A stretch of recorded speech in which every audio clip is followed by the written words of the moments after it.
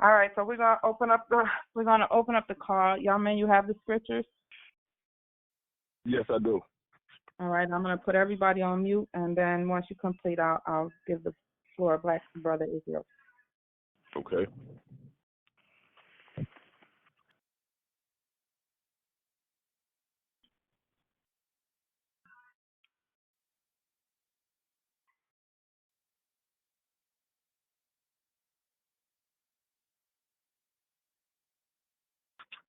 Yes, I would like everyone to turn to Psalms 77, please.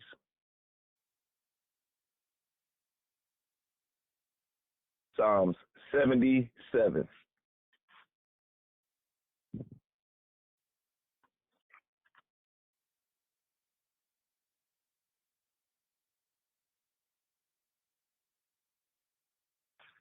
It reads, I cried unto Elohim with my voice, even unto Elohim with my voice, and he gave ear unto me. In the day of my trouble, I sought Yahweh. My soul ran in the night and ceased not. My soul refused to be comforted. I remembered Elohim and was troubled. I complained, and my spirit was overwhelmed. Selah. Thou holdest my eyes waking. I am so troubled that I cannot speak. I have considered the days of old, the years of ancient times. I call to remembrance my song in the night. I communed with my own heart, and my spirit made diligent search. Will Yahweh cast off forever? And will he be favorable no more? Is his mercy clean gone forever? Does his promise fail forevermore? Have Elohim forgotten to be gracious? Have he in anger shut up his tender mercies? Selah. And I said, this is my infirmity, but I will remember the years of the right hand of the Most High. I will remember the works of Yahweh. Surely I will remember the wonders of old. I will meditate also of all thy work and talk of thy doings. Thy way, O Elohim, is in the sanctuary. Who is so great a Elohim as our Elohim? Thou art the Elohim that doest wonders. Thou hast declared thy strength among the people. Thou hast with thy arm redeemed thy people, the sons of Yaakov and the sons of and Yosef. Selah. The waters saw thee, O Elohim. The waters saw thee. They were afraid. The depths.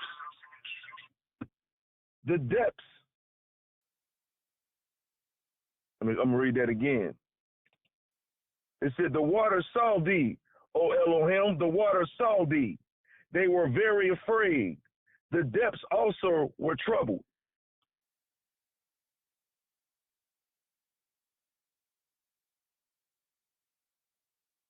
The clouds poured out water. The sky sent out a sound. Thine arrows went abroad. The voice of thy thunder was in the heaven. The lightnings lightened the world. The earth trembled and shook.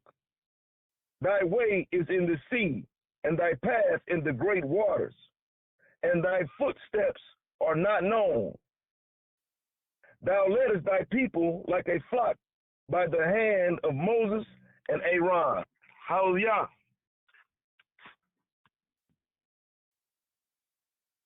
I would like everyone to turn to Psalms 107, please. Psalms 107.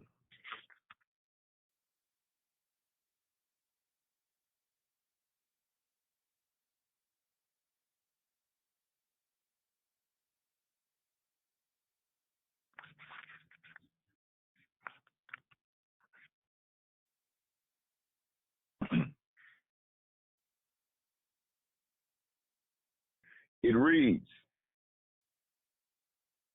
O give thanks unto Yahweh, for he is good, for his mercy endureth forever. Let the redeemed of Yahweh say so, whom he hath redeemed from the hand of the enemy, and gathered them out of the lands, from the east and from the west, from the north and from the south. They wandered in the wilderness in a solitary way. They found no city to dwell in. Hungry and thirsty, their soul fainted in them. Then they cried unto Yahweh in their trouble, and he delivered them out of their distresses. And he led them forth by the right way, that they might go to a city of habitation. Oh, that men would praise Yahweh for his goodness and for his wonderful works to the children of men. For he satisfies the longing soul and filleth the hungry soul with goodness. Such as sit in darkness and in the shadow of death, being bound in affliction and iron, because they rebelled against the words of Elohim and contemned the counsel of the Most High. Therefore he brought down their heart with labor. They fell down, and there was none to help. Then they cried unto Yahweh in their trouble, and he saved them out of their distresses. He brought them out of darkness and the shadow of death, and brake their bands in asunder. Oh, that men would praise Yahweh for his goodness and for his wonderful works in the children of men. To the children of men, For he hath broken the gates of brass and cut the bars of iron in sunder. Fools because of their transgressions, and because of their iniquities are afflicted. Their soul abhorreth all manner of meat, and they draw near unto the gates of death. Then they cry unto Yahweh in their trouble, and he saved them out of their distresses. He sent his word and healed them and delivered them from their destructions. Oh, that men would praise Yahweh for his goodness and for his wonderful works to the children of men. And let them sacrifice the sacrifices of thanksgiving and declare his works with rejoicing. They that go down to the sea in the ships that do business in great waters, these see the works of Yahweh and his wonders in the deep. For he commanded and raiseth the stormy wind, which lifted up the waters thereof, which lifted up the waves thereof. They mount up to the heaven, they go down again to the depths. Their soul is melted because of trouble. They reel to and fro and stagger like a drunken man, and are at their wits' end. Then they cry unto Yahweh in their trouble, and he bringeth them out of their distresses. He maketh the storm a calm, so that the waves thereof are still. Then are they glad because they be quiet. So he bringeth them unto their desired haven. Oh, that men would praise Yahweh for his goodness and for his wonderful works to the children of men. Let them exalt him also in the congregation of the people, and praise him in the assembly of the elders. He turneth rivers into a wilderness, and the water springs into dry ground, a fruitful land into barrenness, for the wickedness of them that dwell therein. He turneth the wilderness into a standing water, and dry ground into water springs. And there he maketh the hungry to dwell, that they may prepare a city for habitation, and sow the fields and plant vineyards, which may yield fruits of increase. He blesses them also, that they are multiplied greatly, and suffer not their cattle to decrease. Again, they are minished, and brought low through oppression, affliction, and sorrow. He poureth contempt upon princes, and caused them to wander in the wilderness where there is no way. Yet setteth he the poor on high from affliction, and maketh him families like a flock. The righteous shall see it and rejoice, and all iniquity shall stop her mouth. Whoso is wise and will observe these things, even they shall understand the loving kindness of Yahweh. Hallelujah. Hallelujah. Hallelujah. And Shalom, Israel. Today's presentation will be called The Day After the Passover and the Feast of Unleavened Bread. And we will call to remembrance the great acts or the great acts of great goodness from our Elohim. And as our brother just read in Psalms 107, it tells us continually, oh, that men will praise Yahweh for his goodness and for his wonderful works to the children of men. And our brother just read 43 verses, and all 43 was allowing us to know to depend on Yahweh in all our walks. When death is upon us, when trials and tribulations is upon us, when destruction is upon us, the wise man will consider and trust in Yahweh. For it read in the 43rd verse, whoso is wise and will observe these things, even they shall understand the loving kindness of Yahweh. And I have taught for many weeks that the loving kindness of Yahweh is greater than life. And we just had a presenter dealing with life. But what we need to understand is life is given by the Creator. And if we are truly wise, we should pray to the Creator for our life, because his loving kindness, not the works of a physician, but his loving kindness is greater than life.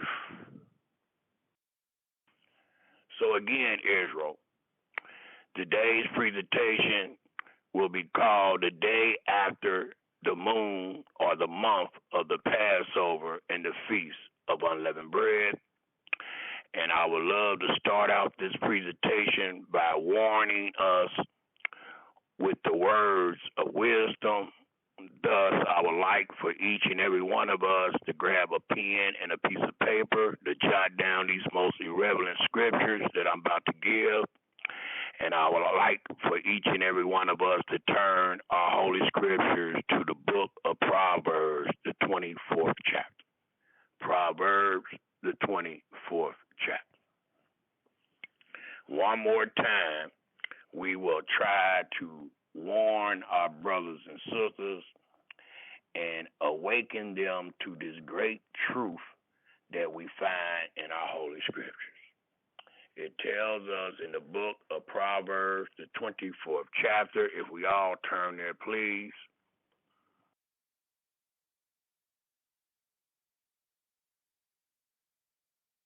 And it tells us, starting at the very first verse, and it reads, I will read to the 12th or 13th verse, the 12th verse, and it reads, be not thy envious against evil men, neither desire to be with them, for their heart study destruction, and their lips talk of mischief. Through wisdom is an house built, and by understanding it is established. thy knowledge shall the chambers be filled with all precious and pleasant riches. A wise man is strong, yea, a man of knowledge increase strength. For by wise counsel thou shalt make thy war, and in the multitude of counselors there is safety. Wisdom is too high for a fool. He opens not his mouth in the gate. He that devises to do evil shall be called a mischievous person. And please take note of the 9th verse, for it reads, the thought of foolishness is sin, and the scorner is an abomination to men. If thou faint in the day of adversity, thy strength is small. And many of us has fainted during these days of adversity, while this season have came upon us that was called the Passover and the Feast of Unleavened Bread. Many of us has fainted because we have refused or had not the strength to reprove our brothers about the subject matter. Thus it tells us again in the 10th verse, if thy faint in the day of adversity, thy strength is small. If thy forbear to deliver them that are drawn into death, and those that are ready to be slain. If thou sayest, behold, we knew it not, or it ain't our business, or they can do what they want to do. The scripture says in the 12th verse, if thou sayest, behold, we knew it not, does not he that ponder the heart consider it? And he that keep thy soul, does not he know it? And shall not he render to every man according to his works? So today, we are not going to be found faint-hearted, but what will be rendered to us today is righteousness, because we are going to acknowledge and confirm every word. It also tells us, if we turn our scripture to the 29th chapter of Proverbs, the 29th chapter of Proverbs, and it continued to warn us, to allow us to know that there is only one way that we was to walk. Thus it tells us in the very first verse, he that being often reproved, the Creator tells us not to add nor take away from any of his words. And if you do, the scripture says Yahweh will reprove thee and thy be found a liar. Well, in this very first verse, it tells us he or they that being often, more than once, for the scripture tells us to tell them if they hear or forbear. Well, these people are being told over and over again. Thus it reads, he or they that being often reproved hardens their neck shall suddenly be destroyed, and that without remedy. There is no remedy to Yahweh destruction. When the righteous are in authority, the people rejoice. But when the wicked bear rule, the people mourn, as we are doing this day. Whoso love wisdom rejoices his father, but he that keep company with harlots spend his substance. The king by judgment established the land, but he that received gifts overthrow it. A man that flatter his neighbor if that's all we've been receiving all week or the last couple of weeks is a bunch of flattery from our brothers and sisters that refuse to be reproved, refuse to be rebuked, and they go on their own way, on their own path, and doing the things that Yahweh have not commanded. It says,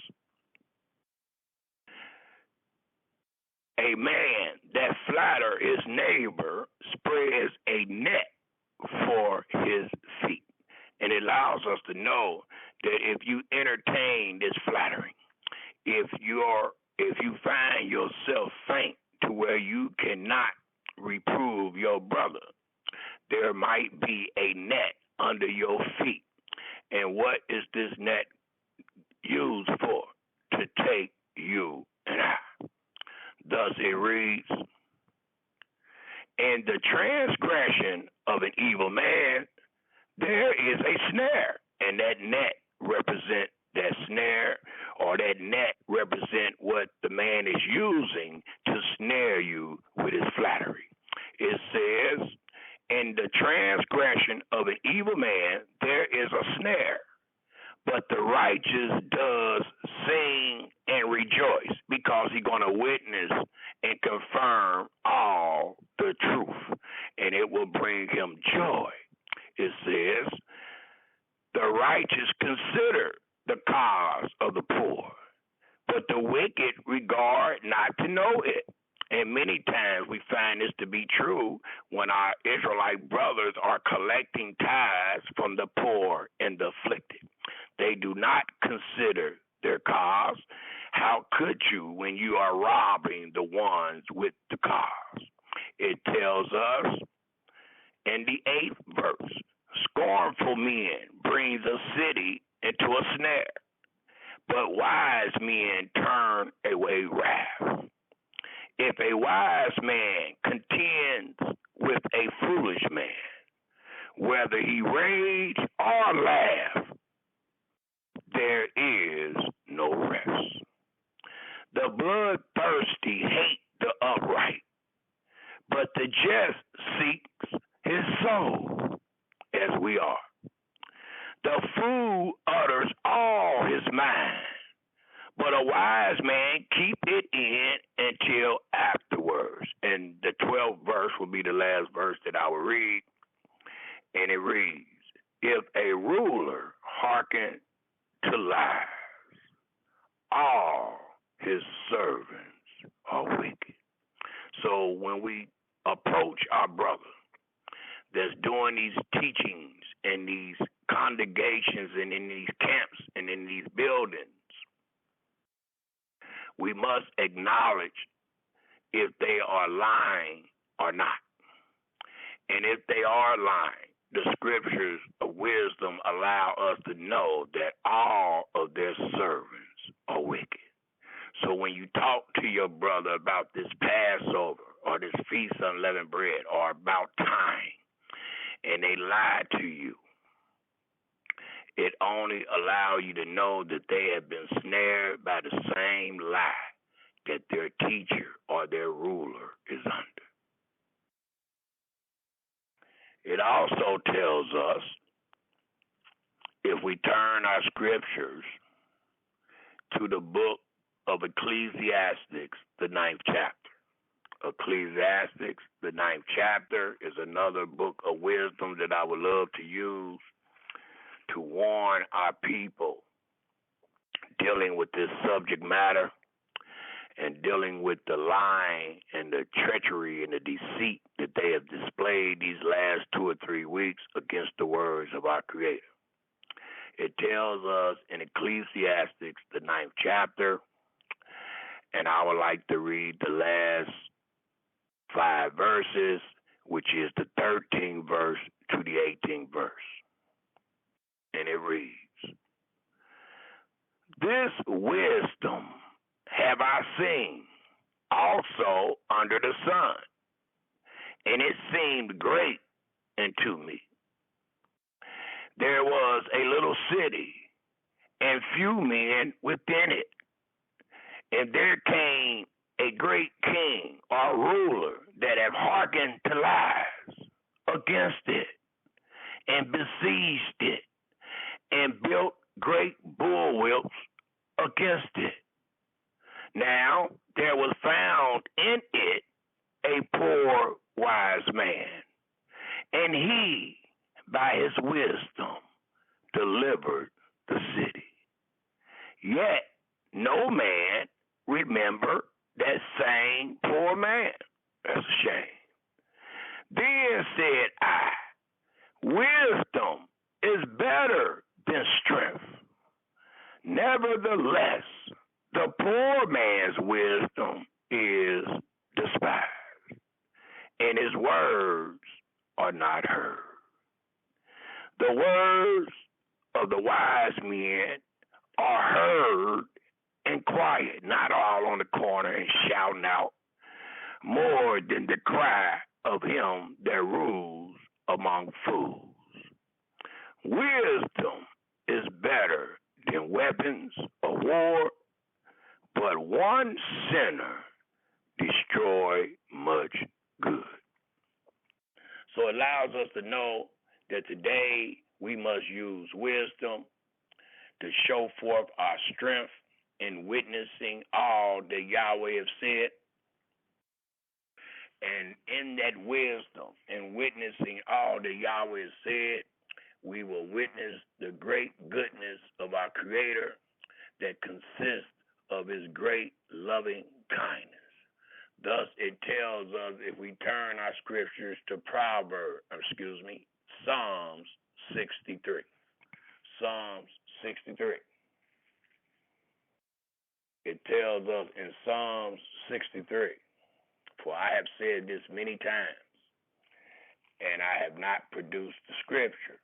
So today I want to say it again, that Yahweh loving kindness is greater than life.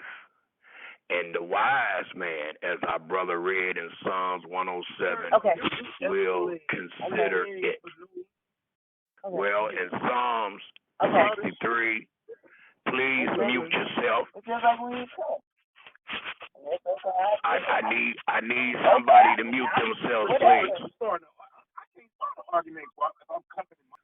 Or Sister Dinah, please mute them. It tells us in Psalm 63, O Elohim, thy art my Elohim. Early will I seek thee. My soul thirsts for thee. My flesh longs for thee in a dry and thirsty land where no water is, to see thy power and thy glory, so as I have seen thee in the sanctuary. Why? Because thy loving kindness is better than life. Let me read that again. It reads, because thy loving kindness is better than life. My lips shall praise thee. Thus will I bless thee while I live. I will lift up my hands in thy name. My soul shall be satisfied as with marrow and fatness, and my mouth shall praise thee with joyful lips. When I remember thee upon my bed and meditate on thee in the night watches, because thou hast been my help. Therefore, in the shadow of thy wings will I rejoice. My soul follow hard after thee.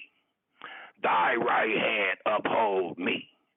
But those that seek my soul to destroy it shall go into the lower parts of the earth.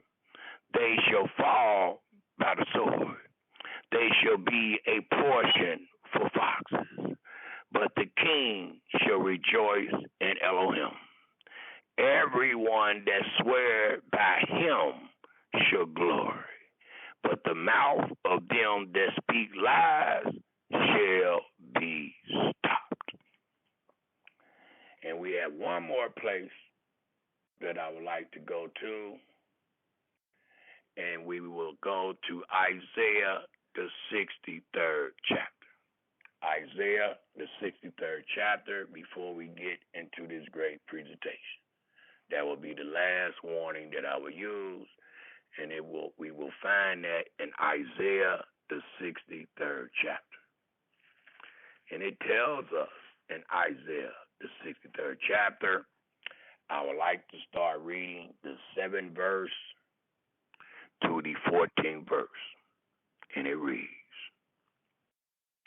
I will mention the loving kindness of Yahweh because it is greater than life, and the praises of Yahweh according to all that Yahweh has bestowed upon us, and the great goodness which is displayed when you read about the Passover and the Feast of Unleavened Bread. But it tells us, and the great goodness toward the house of Israel, which he hath bestowed upon them according to his mercies and according to the multitude of his loving kindnesses.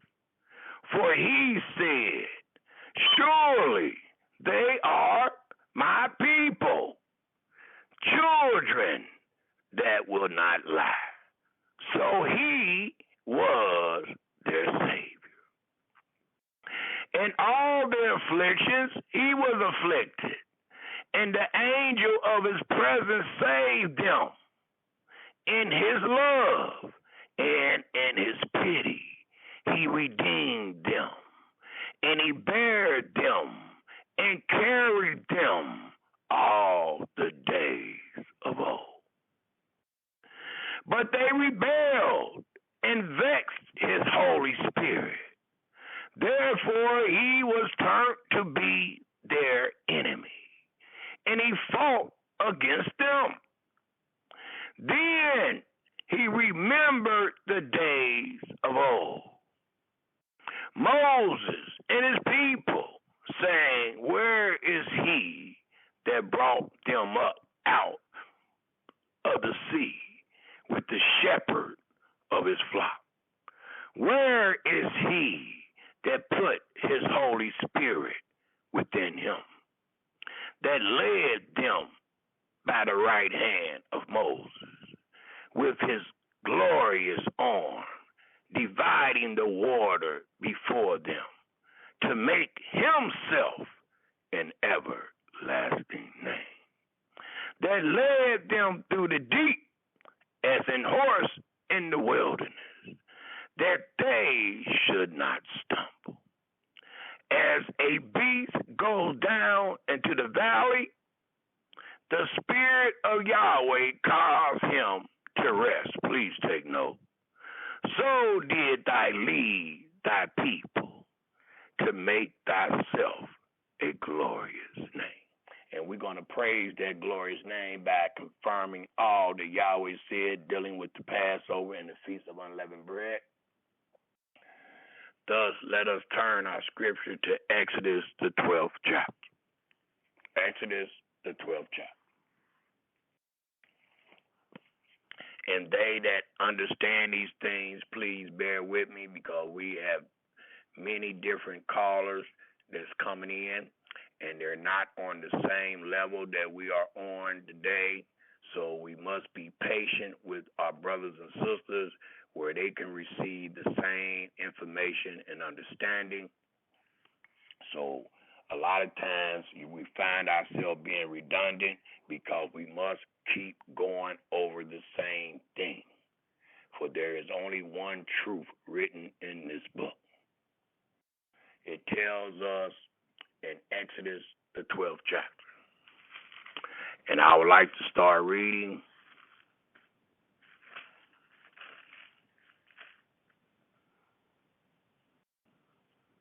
at the 3rd verse. For we all know that the season that brings forth the Passover and the Feast of Unleavened Bread is called the month or the moon of Abib. and the season of Abib had fallen upon our fathers while they were in Egypt, and the Almighty was about to deliver our fathers out of Egypt. Thus it is said in the third verse, speak ye unto all the congregation of Israel, all of them, for we all was under one instruction, saying, in the 10th day of this month, they shall take of them every man a lamb, according to the house of their fathers, a lamb for an house. And if the household be too little for the lamb, let him and his neighbor next to his house take it according to the number of the souls. Every man according to his eating shall make your count for the lamb. Your lamb, and these are the ordinances of the Passover. Your lamb shall be without blemish, a male of the first year. And these ordinances had to be followed as they are given. So the lamb had to be without blemish. It had to be a male lamb, not a female lamb. And it had to be of the first year. It couldn't be 2 years old. It couldn't be 6 years old. It had to be of the first year. And the Almighty is commanding us these things as if we have the authority over these things to make sure that it was a lamb without blemish, to make sure it was a male lamb or goat, and to make sure the goat or the lamb was of the first year. Ye shall take it out from the sheep or from the goats, and ye shall keep it up until the 14th day of the same month. And the whole assembly of the congregation of Israel shall kill it in the evening. And they shall take of the blood and strike it on the two side posts and on the upper door posts of the houses wherein they shall eat it. And also in the ordinances, they shall eat the flesh in that night, roast with fire and unleavened bread, and with bitter herbs they shall eat it. And one of the reasons that I'm reading this over again to y'all is because I need you to understand how close the Passover and the Feast of Unleavened Bread is. We have many brothers teaching that no, you can't keep the Passover in the land of thy captivity. The Passover was only supposed to be done in the place that Yahweh placed his name, which is none other than Jerusalem. And so they will hurry up and say, we ain't in Jerusalem. We don't have a priest. We don't have an altar. We don't have a tabernacle or a temple. So we can't keep the Passover today. But we can keep the Feast of Unleavened Bread. And that is erroneous teaching because the two are knitted as one. And I wanted to show this again, that we make sure we understand these things. For it tells us in the 8th verse, and they shall eat the flesh in that night, roast with fire and unleavened bread. So if we understand what we're going to read today, we all should see that the Feast of Unleavened Bread actually started the 14th day at evening. For we ate unleavened bread with the sacrifice, with the Passover sacrifice. Plus we have scriptures that I might be able to go over that tells us that the blood of the sacrifice must be eaten with unleavened bread. Leaven cannot be eaten with the blood of Yahweh's sacrifice. So I need us to see these things, because when we read and it tells us the 14th day of evening to the 21st day of evening, we must understand that from evening to evening is a day. From the morning to the next morning is a day. So it allows us to know that the Passover started at that evening of the 14th day, also the Feast of Unleavened Bread. So let's keep reading, and it tells us in the 9th verse, ye eat not of it raw. And I've been seeing on social media where these African tribes and all that is keeping the Passover, and they slaughtering the lamb. The lamb is red, and I don't know what, the meat that they are eating. Even though they done put it on some type of campfire, the meat that they was eating was red. It was medium rare, raw. And it lets us know that no one is truly keeping the ordinances of the Passover. And it says, eat not of it raw, nor sodden at all with water, but roast with fire his head with his legs and with the prudence thereof. Well, when I seen them eating it, it was already cut up. I didn't see no head or nothing like that. And ye shall let nothing of it remain into the morning. And that which remain of it into the morning ye shall burn with fire. I don't know no camps, congregations burning up the Passover meal after they get done. And thus shall ye eat it with your lion's grid. Please take note, because this is one of the main things of the presentation today, the day after. Because when we read this story with understanding, and the memorial that we were supposed to remember with understanding to tell our children represented us leaving out of bondage. And every time our brothers and sisters call themselves perpetrating the Passover and the Feast of Unleavened Bread, they always find themselves stuck in the same place. They can never show Israel what they have done is correct, and the Almighty look well upon them. But instead, they find themselves stuck in the same boat that we are in, even though they just proclaimed for the last 2 or 3 weeks that they have kept the Passover and the Feast of Unleavened Bread. But if that was true, and in teaching these things to your children in memorial, it tells us in this 11th verse, and thus shall you eat it with your lion's grid, your shoes on your feet, as if you are on your way out, as if you are going somewhere. And it's not talking about work. It says, and thus shall ye eat it with your lion's grid, your shoes on your feet, and your staff in your hand, and ye shall eat it in haste. It is Yahweh's Passover. For I will pass through the land of Egypt this night, and will smite all the firstborn in the land of Egypt, both man and beast. And against all the deities of Egypt I will execute judgment. So allow us to know that this Passover, once again, establishes the judgment that Yahweh told Abraham in Genesis the 15th chapter, that he will lay on them, on those that his seed will find themselves serving and being afflicted by. Thus it tells us, I will execute judgment.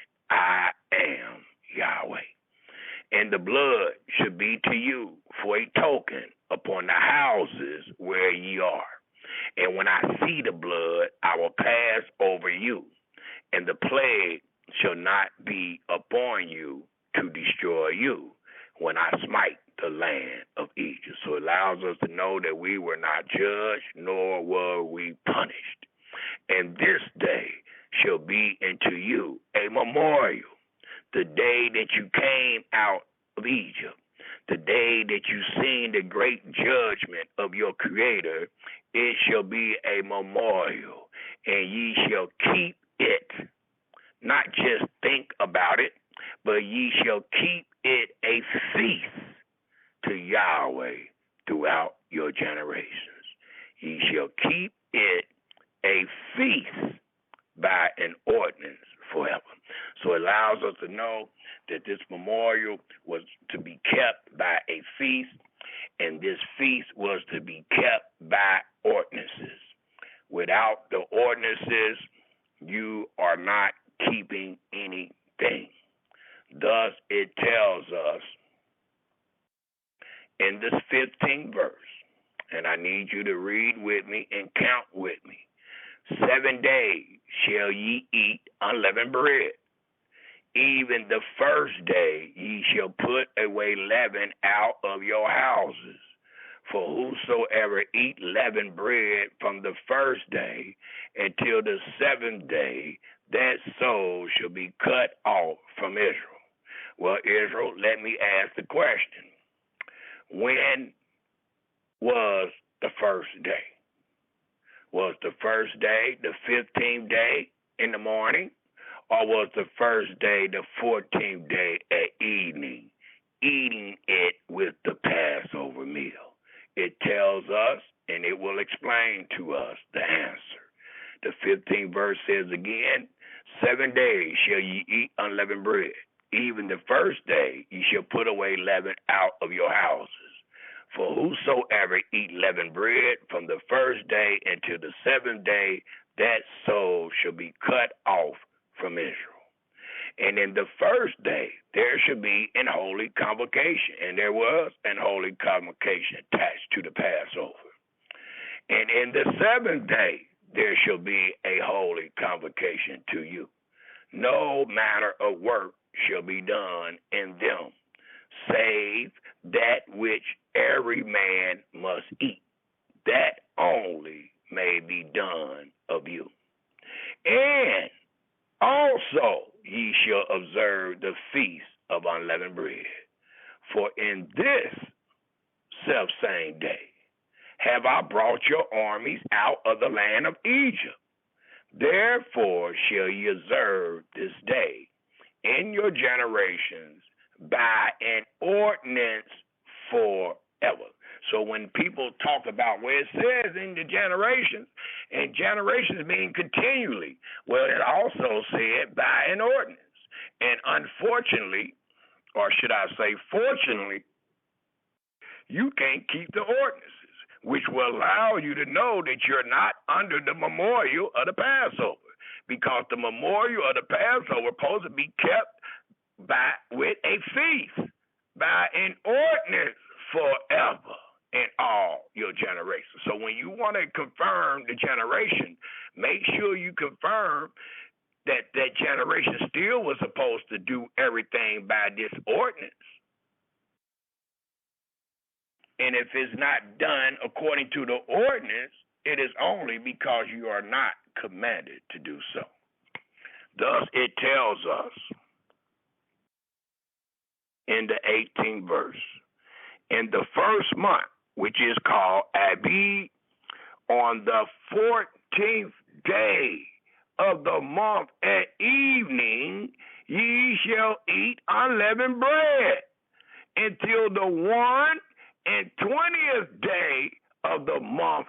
In the daylight, no, it wouldn't be 7 days. So it plainly tells us the 120th day of the month at evening.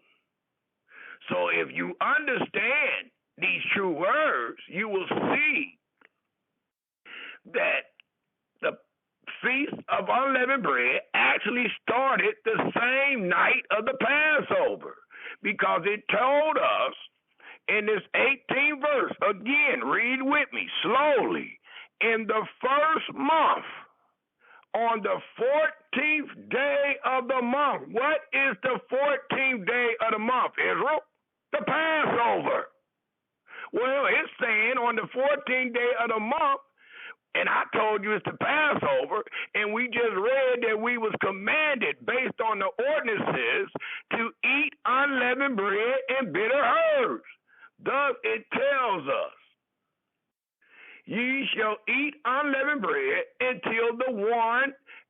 20th day of the month at evening. So the 14th day of the month at evening to the 21st day of the month at evening is how many days, Israel? It is 7 as commanded. But we must acknowledge, because many people have not, must acknowledge how close the Passover and the Feast of Unleavened Bread is. They are so close that one of the ordinances tell us that we must eat unleavened bread with the Passover meal. And I need you to see this. That way, your comprehension will be better, and you won't see them so separate where, yeah, we can't do this one, but we can do this one. If you can't do the first one, there is no way that you can do the second one. And one might say, how do our brothers teach that? Because the first day started with the Passover. The same feast that you're going around telling Israel they cannot keep because there ain't in the land, there is no priest, there is no altar, nor is there a temple. Well, I am saying the same things against the Passover and the Feast of Unleavened Bread. Thus it reads in the 19th verse, 7 days shall there be no leaven found. And when do the first day start? The 14th day at evening.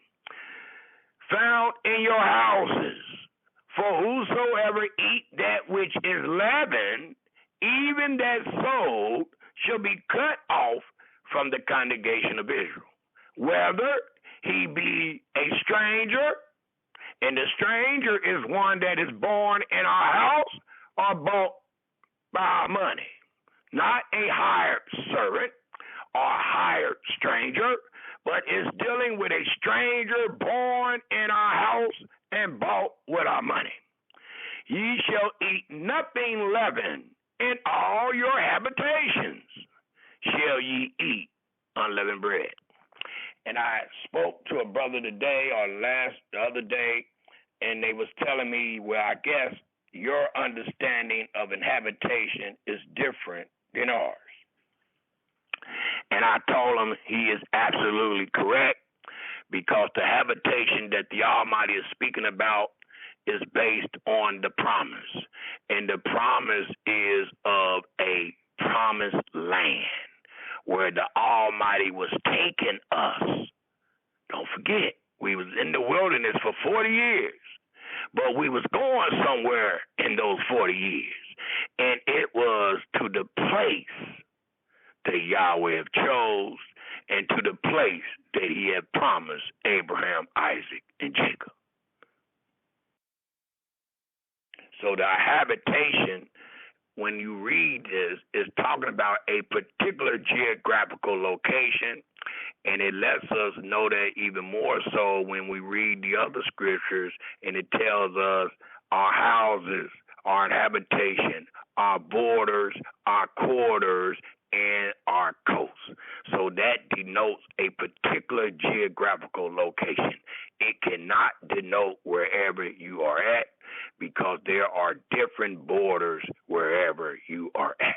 So you can't denote the borders and the coasts as being wherever you are at. The Almighty is talking about a particular place, and if we remember the story of salvation, we know that Yahweh told Moses to tell the people that he has visited, and that he has visited because he have heard their cry and seen their affliction, and because he have remembered the covenant that he made with Abraham, Isaac, and Jacob.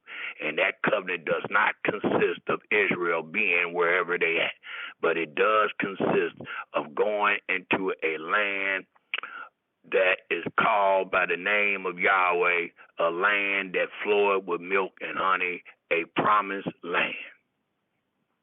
It also tells us in the 21st verse, then Moses called for all the elders of Israel and said unto them, draw out and take you a lamb according to your families, and kill the Passover.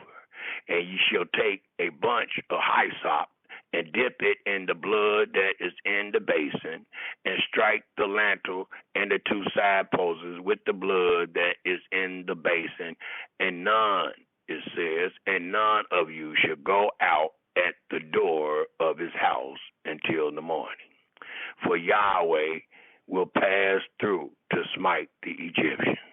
And when he see the blood upon the lintel and on the two side posts, Yahweh will pass over the door and will not suffer the destroyer to come into your houses to smite you. And ye shall observe this thing for an ordinance to thee and to thy sons forever. So no matter how long you think it could be done, it will always be done by these ordinances, or you are in rebellion, or you are incorrect. It says, and it shall come to pass when ye be come to the land. Please take note. It even allows you to know the direction that the children of Israel was sent. It says, and it shall come to pass when ye be come to the land which Yahweh will give you, according as he hath promised. Thus it is called the promised land, that ye shall keep this service. So it tells us exactly where these service was to be kept. And it shall come to pass when your children shall say unto you, what means ye by this service? That ye shall say, it is the sacrifice of Yahweh's Passover. And what's supposed to be ate with the sacrifice of Yahweh's Passover? Bitter herbs and unleavened bread. Who passed over the houses of the children of Israel in Egypt, when he smote the Egyptians and delivered our houses, and the people bowed the head and worshiped. And the children of Israel went away and did, please take note, as Yahweh had commanded. And a lot of people ask or try to establish that Israel kept the Passover in Egypt. Also, they witnessed that Israel kept the Passover in the wilderness. And I agree. But when I agree, I make sure I let my brother and sister know why. And it just told us why. According to the 28th verse, it says, and the children of Israel went away and did as Yahweh had commanded Moses and Aaron, so did they. So my answer to that is truth. If Yahweh was among us today, and he came before us today, and he told us to keep the Passover today and the Feast of Unleavened Bread, if we were on Yahweh's side, and if we wanted to be in obedience to our Creator, then we would have done it today. The Almighty has not been among us for many moons, but we got brothers and sisters calling themselves keeping the Passover and the Feast of Unleavened Bread today. And they hurry up and say with lack of understanding, well, our fathers did it in Egypt. The first Passover was in another man's land. Our fathers did it in the wilderness. Well, the only thing different based on what our fathers did and said and what we are saying is that Yahweh was among them. Yahweh is not among you today.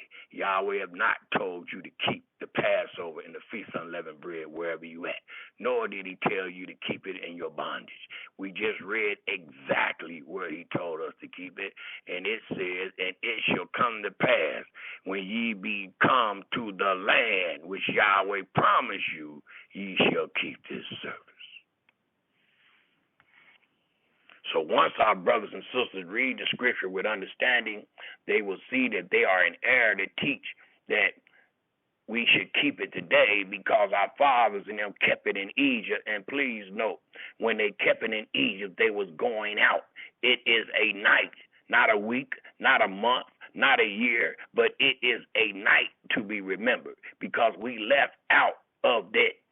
We seen the judgment that night, and we left that morning. So, no, we wasn't keeping no Passover, no Feast of Unleavened Bread in Egypt, where we just enjoyed the Passover among the heathens.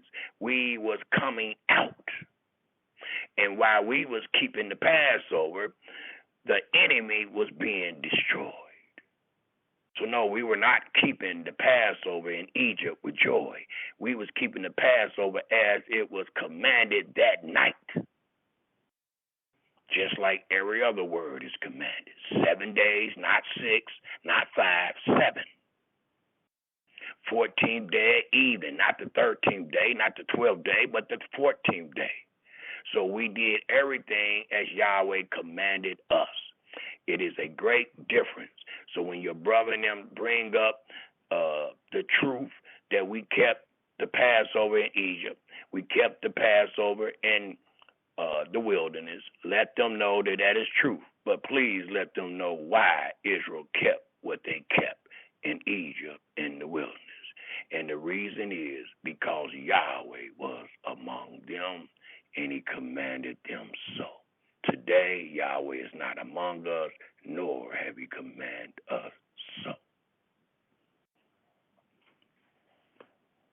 It also tells us, if we turn our scripture to the 13th chapter of Exodus,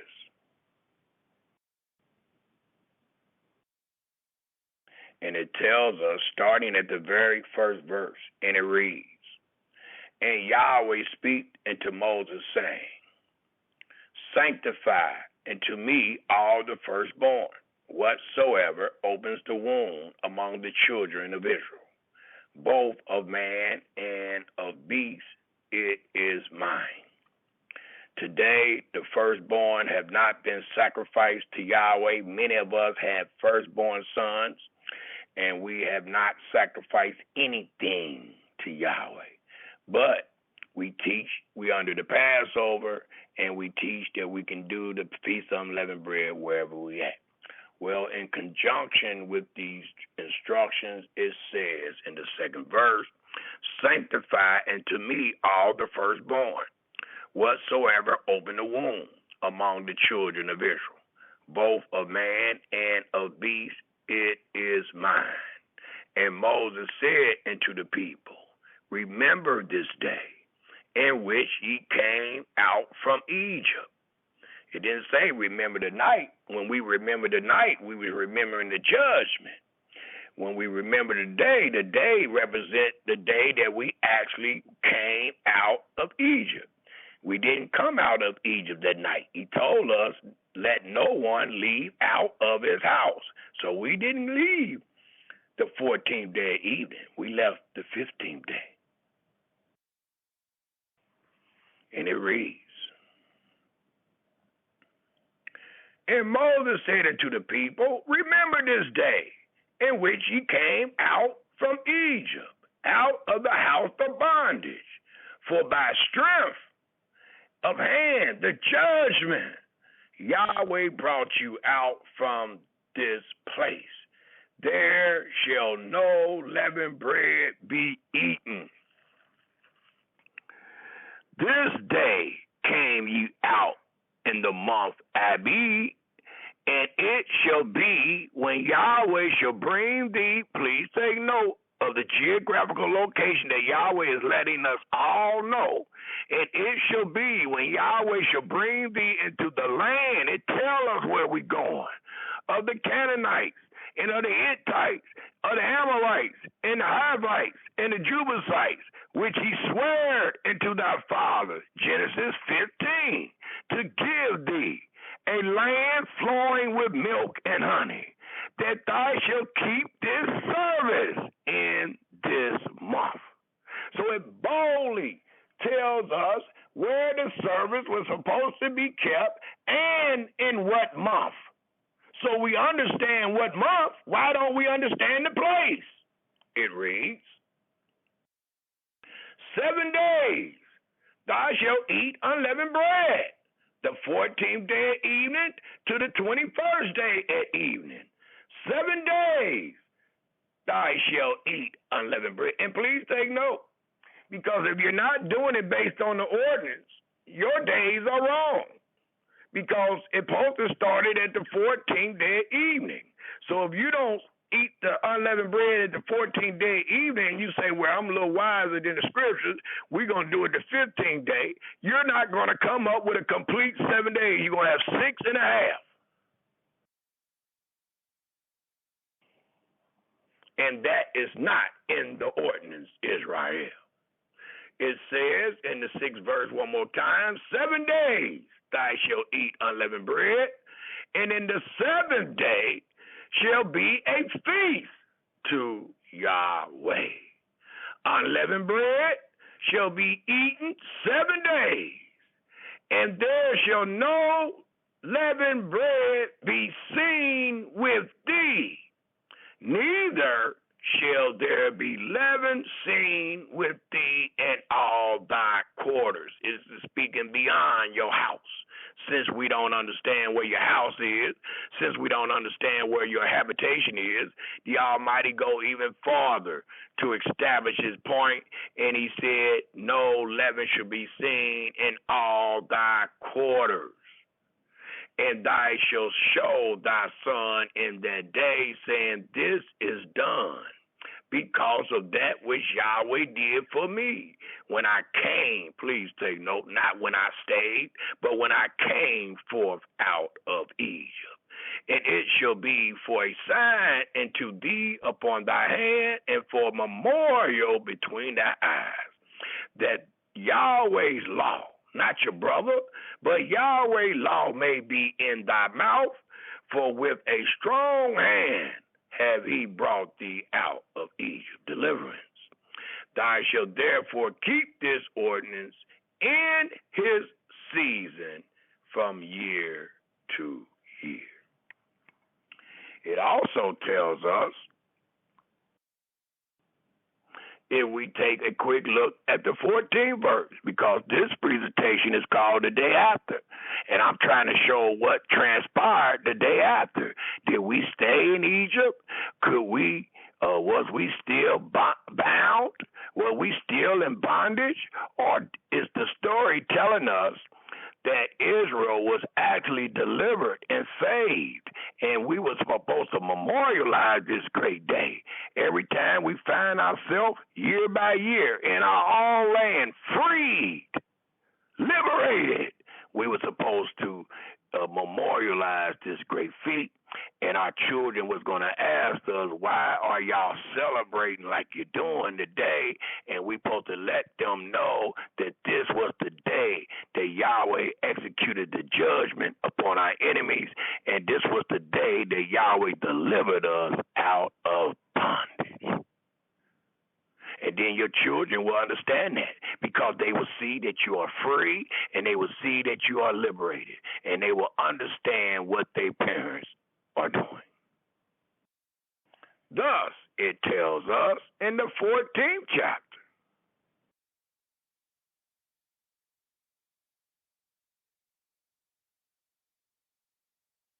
I would like to start reading at the 13th verse. And it reads, and Moses said unto the people,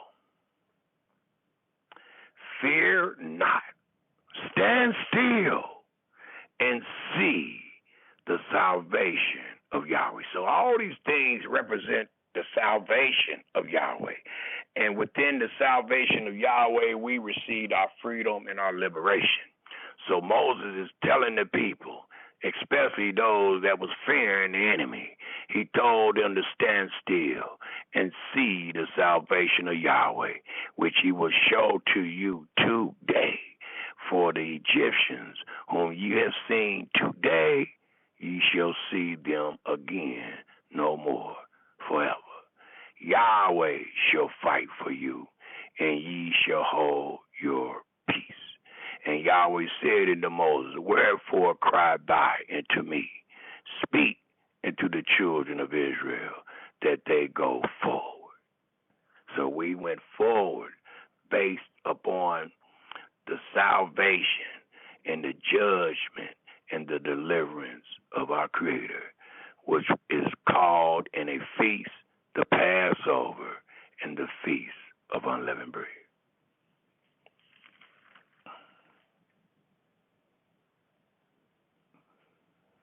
It also tells us in our flight coming out of Egypt based on the Passover and the Feast of Unleavened Bread, it tells us, if we take a quick look at the 15th chapter of Exodus, there was a great song sung by Moses and the people for the deliverance and the judgment that Yahweh had laid upon their enemies. And I would like to start reading some of it. I would like to start at the 6th verse. Exodus 15 and 6, and it reads, Thy right hand, Yahweh, is become glorious in power. Thy right hand, Yahweh, have dashed in pieces the enemy.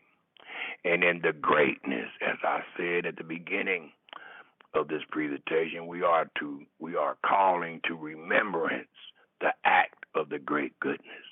Thus it says, in the greatness of thy excellency, thou hast overthrown them that rose up against thee. Thy sendest forth thy wrath, which consumed them as stubble. And with the blast of thy nostril, the waters were gathered together. The floods stood upright as an heap, and the depths were congealed in the heart of the sea. The enemy said, I will pursue, I will overtake, I will divide the spoil. My lust shall be satisfied upon them. I will draw my sword, my hand shall destroy them. Thy did blow with thy wind, the sea covered them. They sunk as lead in the mighty waters. Who is like unto thee, Yahweh, among the gods? Who is like unto thee, glorious in holiness, fearful in praise, doing wonders? Thy stretch out thy right hand, the earth swallowed him. Thy in thy mercy has led forth the people which thou hast redeemed.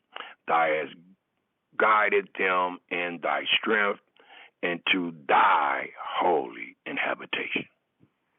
And please take note of the wording, because we read in Exodus the 13th chapter that there should be no leaven found in all of thy habitation, where the Almighty is allowing us to know exactly what our habitation consists of. And it was that great land of promise. And the Almighty also denoted it. How did it just read? It says, thy strength into thy holy habitation. So where we was going to represent Yahweh's holy habitation. And he said, out of all the dwellings of that holy habitation, the habitation or the dwelling of Jacob or the dwelling of Yehuda is the one that he chose. Thus he placed his name in Jerusalem. It also tells us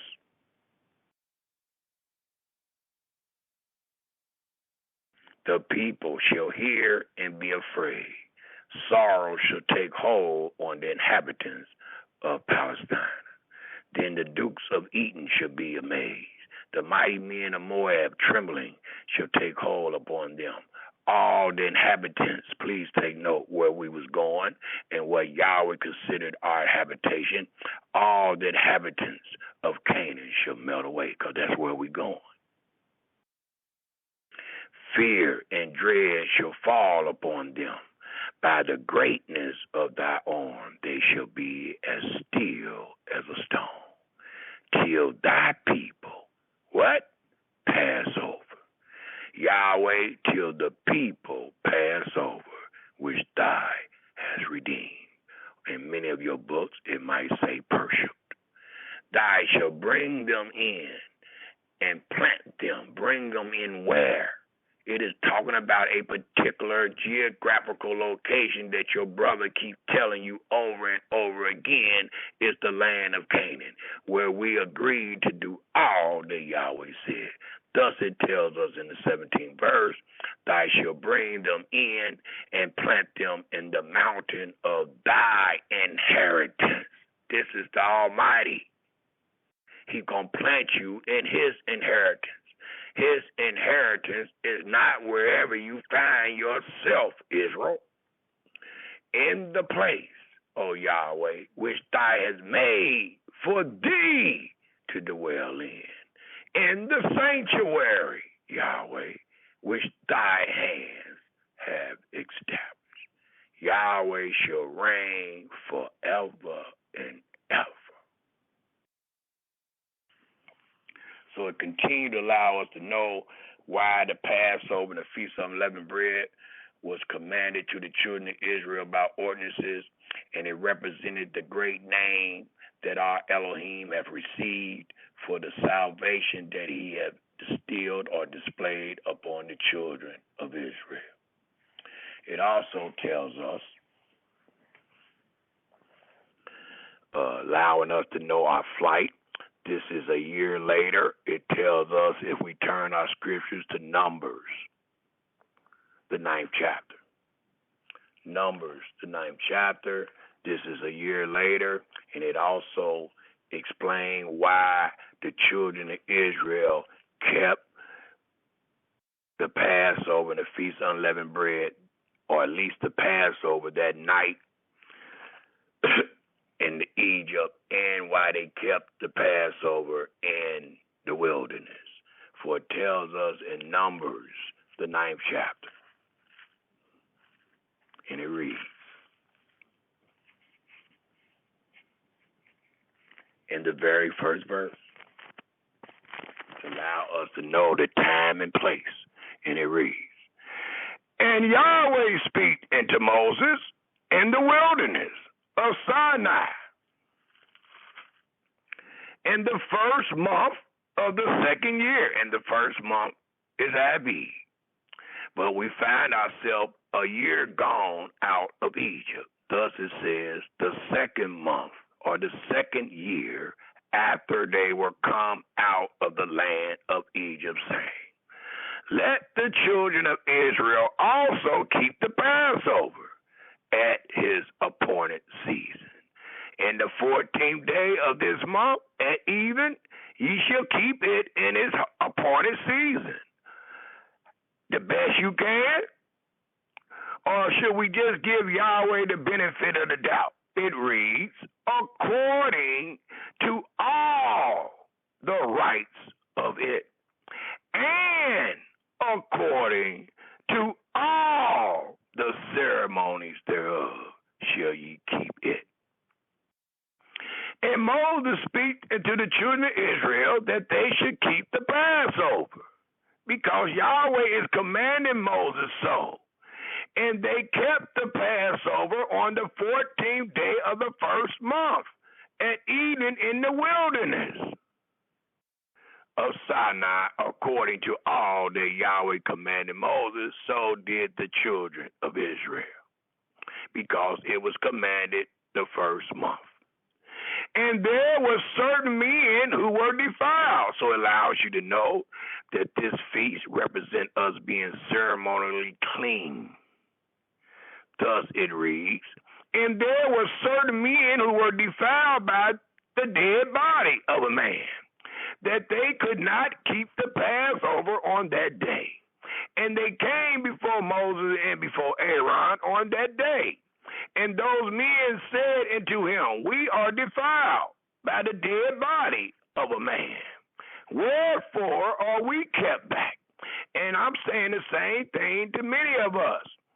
And I am explaining why you are kept back from keeping the Passover and the Feast of Unleavened Bread. And it is because you are not in the land where Yahweh commands you to do so. It also tells us in this 7th verse, and these men said unto him, we are defiled by the dead body of a man. Wherefore are we kept back, that we may not offer? Please take note. They knew that it consists of more than just remembering or reading. They knew that the Passover consists of an offering. And it says that we may not offer an offering of Yahweh in his appointed season among the children of Israel. And Moses said unto them, as I say unto my brothers and sisters, stand still, and I will hear what Yahweh will command concerning you. But when we do that, they don't want to accept what Yahweh said, because you will never find a law nor a testimony where Israel kept these great feast days any other place than the promised land without Yahweh being among them. Yahweh was among them in Egypt when he delivered them that night, and he was among them before that night. If we remember the judgment and the strength of his hand being laid upon the Egyptian with all those plagues, so he was among us, as he is among us in this wilderness in Numbers, the 9th chapter. If we keep reading, it says in the 9th verse, and Yahweh speak unto Moses, saying, speak unto the children of Israel, saying, if any man of you or of your prosperity shall be unclean by reason of a dead body, or be in a journey afar off, yet he shall keep the Passover unto Yahweh. So it's saying he still should keep it even though he's unclean and he find himself on a long journey. He still should keep it. How? It reads, the 14th day of the 2nd month at evening they shall keep it, because they found themselves unclean on the 1st month of the 14th day of that month. So they are commanded by ordinance the 14th day of the 2nd month at evening they shall keep it and eat it with unleavened bread and bitter herb. The ordinance does not change. They shall leave none of it into the morning, nor break any bone of it, according to all Israel, the ordinance of the Passover, they shall keep it. But the man that is clean and is not in a long journey, and please take note, again, Israel, if you are reading this scripture with understanding, you should be at a verse that is denoting your land to be a particular land, because wherever your land is at, it allows us to know that the man that couldn't keep it on the 1st month in the 14th day, he was either unclean or on a journey. So the journey allows you to be somewhere else. But our brothers and sisters teaching that we're supposed to keep the laws wherever we at. And if that is true, why can't he keep it on the journey?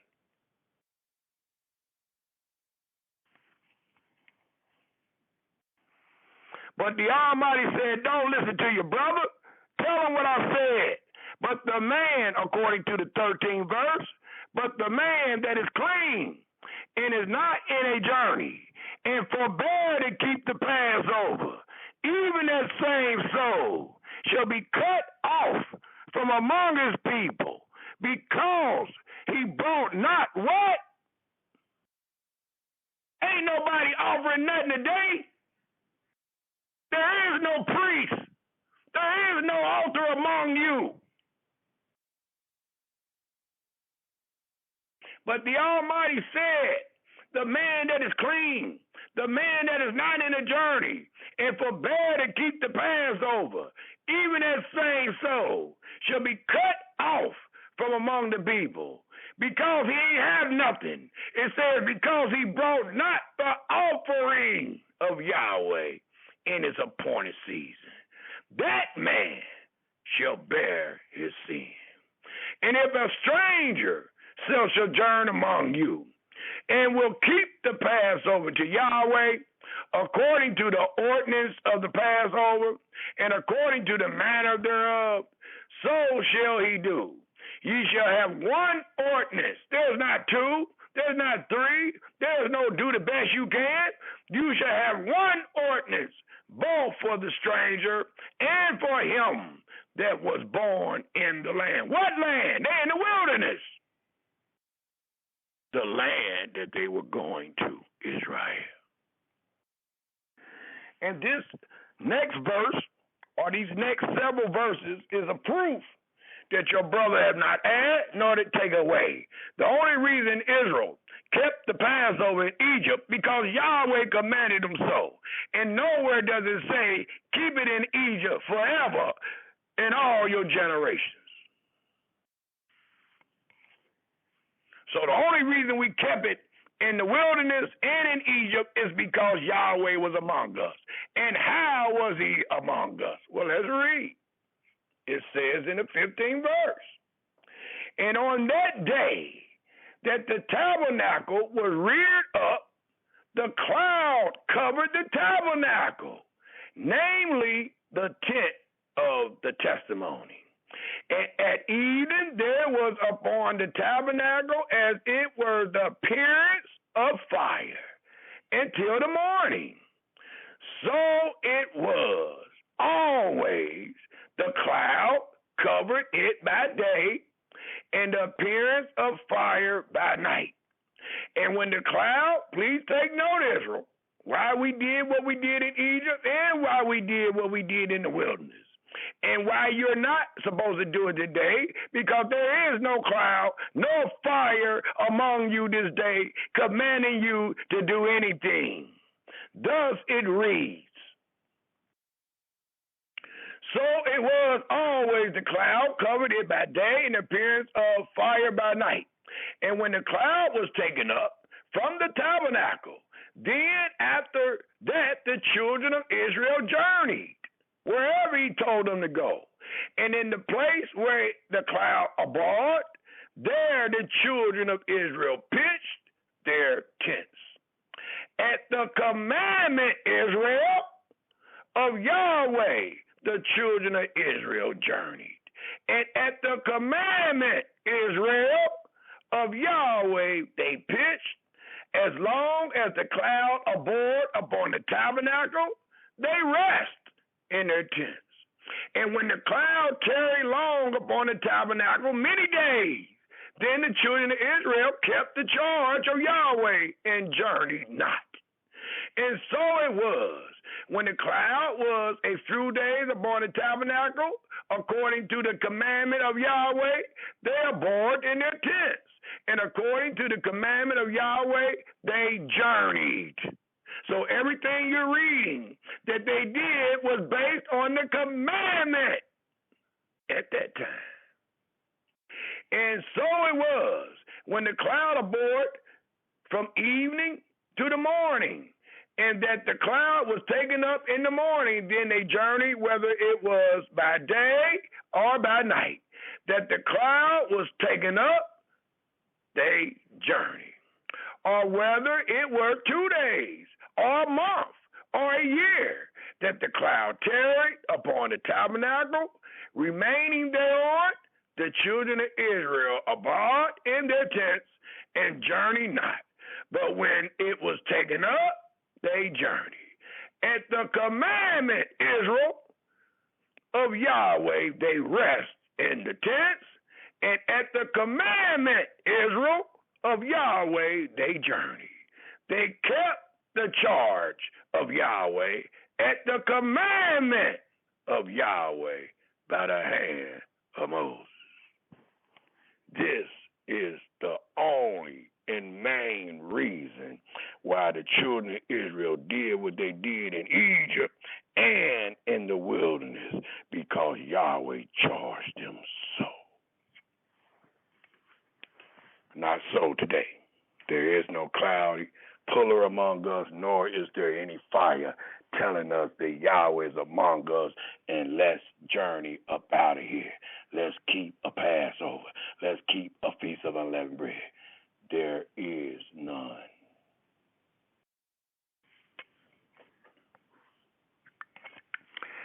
also tells us, if we take a quick look back a couple of chapters or books, and let's take a quick look at Exodus, the 23rd chapter.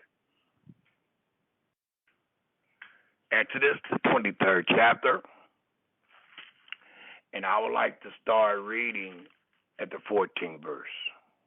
Exodus, the 23rd chapter, the 14th verse tells us again, 3 times thou shalt keep a feast unto me in the year. Even though there are 7 feasts that come to pass in that year, the Almighty is making note of 3. And the 3 that he is making note of is the Passover, the Feast of Unleavened Bread, and the Feast of Ingathering. Thus, it tells us in the 15th verse, thou shalt keep the Feast of Unleavened Bread, thou shalt eat unleavened bread 7 days, as I commanded thee in the time appointed of the month Abib. For in it thy came out from Egypt. You ain't standing there do nothing. You was coming out, and none shall appear before me empty. And we just read in the 9th chapter that the brothers wanted to know why they could not produce or offer an offering to Yahweh, because they understood that on this day that we were not to show up empty, that this feast consists of a sacrifice. And it reads, and the feast of harvest, the first fruits of thy labor, which thou hast sown in the field, and the feast of ingathering, which is in the end of the year, when thou hast gathered in thy labors out of the field. 3 times in the year all thy males shall appear before Yahweh. And this appearing represents the pilgrim's feast. It represents the journey we had to take from all of our dwellings to the particular dwellings that Yahweh placed his name, which was at this time or established under Jerusalem. The first actual place was Shiloh.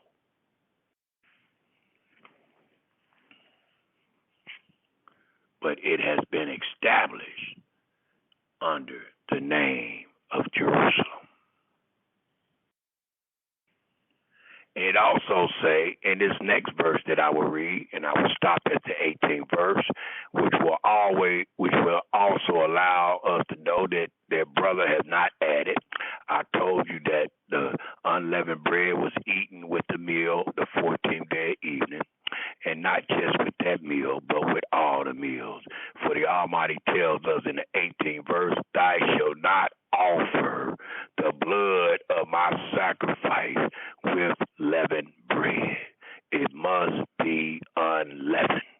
Does it read one more time? Thou shalt not offer the blood of my sacrifice with unleavened bread, neither shall the fat of my sacrifice remain into the morning. Exodus 12. It also tells us while we're in the book of Exodus, if we turn to the 34th chapter of Exodus.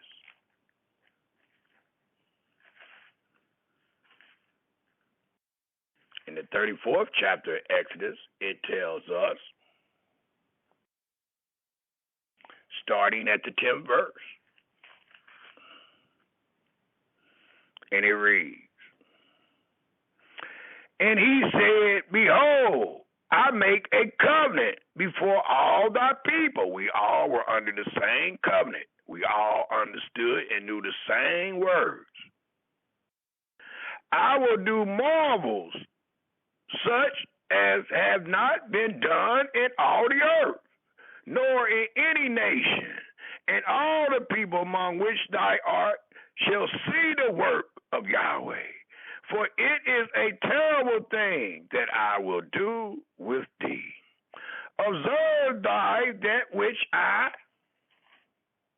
command thee. And that's all I'm telling my brothers and sisters today. Just observe what Yahweh has said.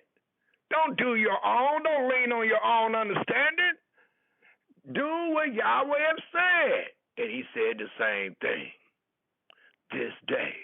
Behold, I drive out before thee the Amorites, the Canaanites, the Hittites, the Perizzites, the Hivites, and the Jebusites. Why does he keep telling us that if we can keep his covenant wherever we are at? Take heed to thyself, lest I make a covenant with the inhabitants of the land. What land? The land you was going to. Whether thy goes, lest it be for a snare in the midst of thee. But ye shall destroy their altars, break their images, and cut down their groves. For thou shalt worship no other God, for Yahweh, whose name is jealous, is a jealous Elohim. Lest I make a covenant with the inhabitants of the land, and they go whoring after their gods, and do sacrifice unto their gods.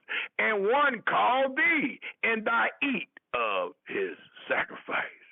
And thy take of thy daughter into their son, or to their daughter into thy son, and their daughter go to whoring after their gods, and make thy son go whoring after their gods.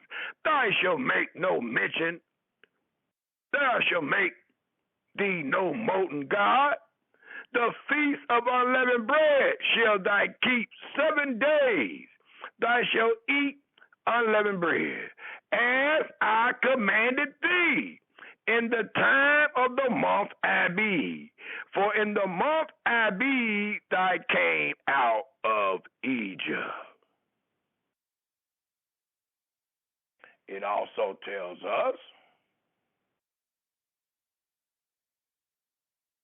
in the 23rd verse,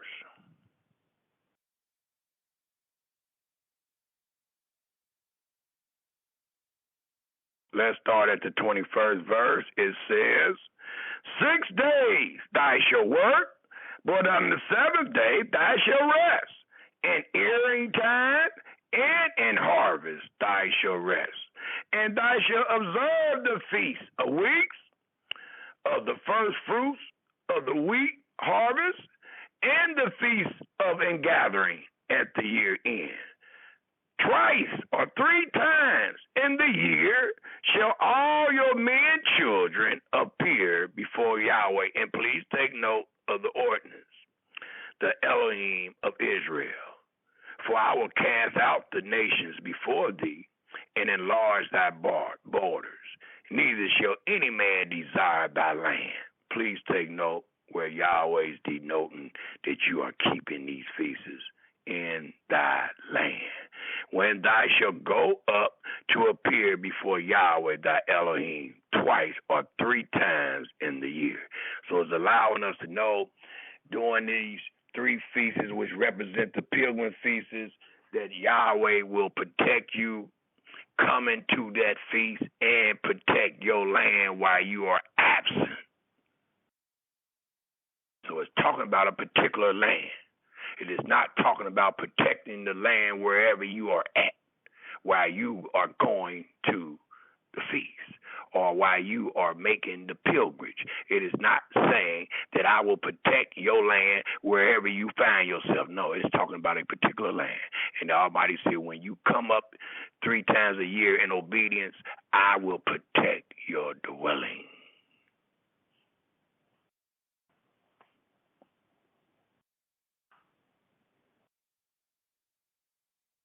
Again, it tells us, thou shalt not offer the blood of my sacrifice with leaven, neither shall the sacrifice of the feast of Passover be left into the morning.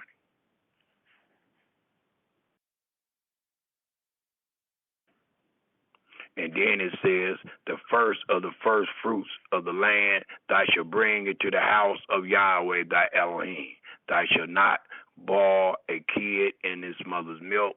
And Yahweh said it to Moses, write these words for after the tenor. And that's what I teach after, the tenor of these words. After the tenor of these words, I have made a covenant with thee and with Israel. So again, Israel, Yahweh is not a man that he should lie, nor a son of man that he should repent. All that he said shall come to pass. We know that Yahweh changed not. It also tells us, if we turn our scriptures to Leviticus, the 26th chapter, right quick. And for in Leviticus, the 26th chapter, it tells us the exact same thing. And it reads in Leviticus, the 26th chapter. And it tells us in the 26th chapter of Leviticus,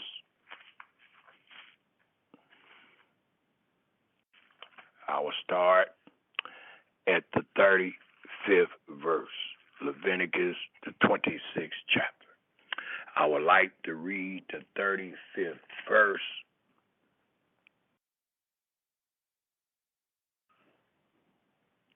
I'm sorry about that. Leviticus, the 23rd chapter.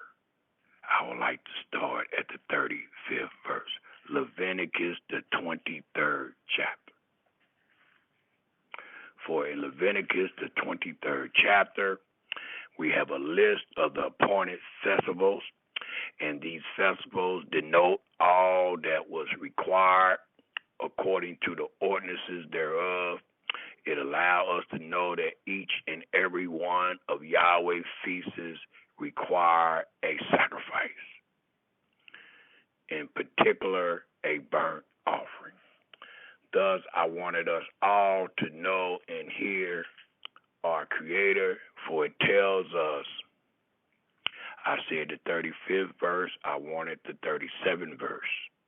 And it tells us in the 37th and the 38th verse, these are the feasts of Yahweh, every one of them, from the first or the 5th verse all the way to the 44th verse. These are the feasts of Yahweh. So again, Israel, these are our Creator feasts. He have created them. He have designed them. And all that he did within them are perfect. We are the guests.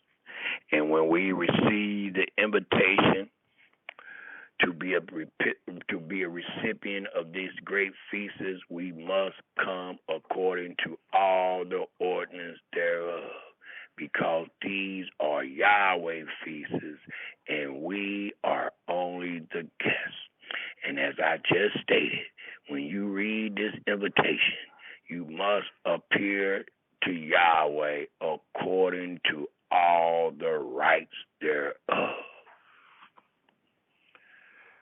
Thus it tells us again, these are the feasts of Yahweh, which ye shall proclaim to be holy. You proclaiming them. That don't mean they holy while you defile. We just seen that. We just seen what happened to a man that is defiled by a dead body or on a long journey. But to proclaim, you can easily do that, and we do it every week. We proclaim that they are holy. We proclaim when they're supposed to be done. We proclaim that all of them are supposed to be done by every rite and ceremony thereof. So you can proclaim as it tells us to, and we do. These are the feasts of Yahweh, which ye shall proclaim to be holy convocations. To offer, please take note of the holy convocation, to offer an offering made by fire. Even the Sabbath is a holy convocation, and it was supposed to receive an offering made by fire, which none of you have done, even though you Shabbat Shalom every 7th day. It says, these are the feasts of Yahweh, which ye shall proclaim to be holy convocations, to offer an offering made by fire unto Yahweh, a burnt offering and a meat offering, a sacrifice and drink offering, everything, not the best you can, not some things, everything upon his day. And the day that we are concerning ourselves with today is the last day of the Feast of Unleavened Bread. It also tells us in the 38th verse, beside the Sabbaths, so it lets you know the same thing is supposed to be done on the Sabbath, but the Almighty said, beside the Sabbaths of Yahweh, and besides your gifts, and besides your vows, and besides your free will offerings, which ye give unto Yahweh. So these are the feasts of Yahweh, which ye shall proclaim, call out to be holy convocations. Now let us turn to the very first verse of Leviticus, the 23rd chapter. Because I wanted to establish that point before we begin reading, because many of us are missing these first 8 verses, because somewhere you have been taught wrong, and the person that taught you taught that Yahweh's dwelling or your dwelling is wherever you are at. Well, the Almighty just denounced that you are wrong. When I read the 37th verse, it let us know that these are Yahweh feasts, not yours. So if it was yours, maybe you can do it wherever you at, or you can proclaim your stuff wherever you at, but they ain't yours. They are Yahweh's, and Yahweh already proclaimed he is to be holy, and where that holiness consists of, and it consists in that great promised land. Thus, it tells us in Leviticus, the 23rd chapter, I would like to read the 1st to the 8th verse, and it reads, and Yahweh spake unto Moses, saying, speak unto the children of Israel, and say unto them concerning the feasts of Yahweh. So these words are concerning the feasts of Yahweh, not your feast, not what you want to do. It says, which ye shall proclaim to be holy, and we are. That is one of the number one reasons why you can't keep it, because it's holy and you are not.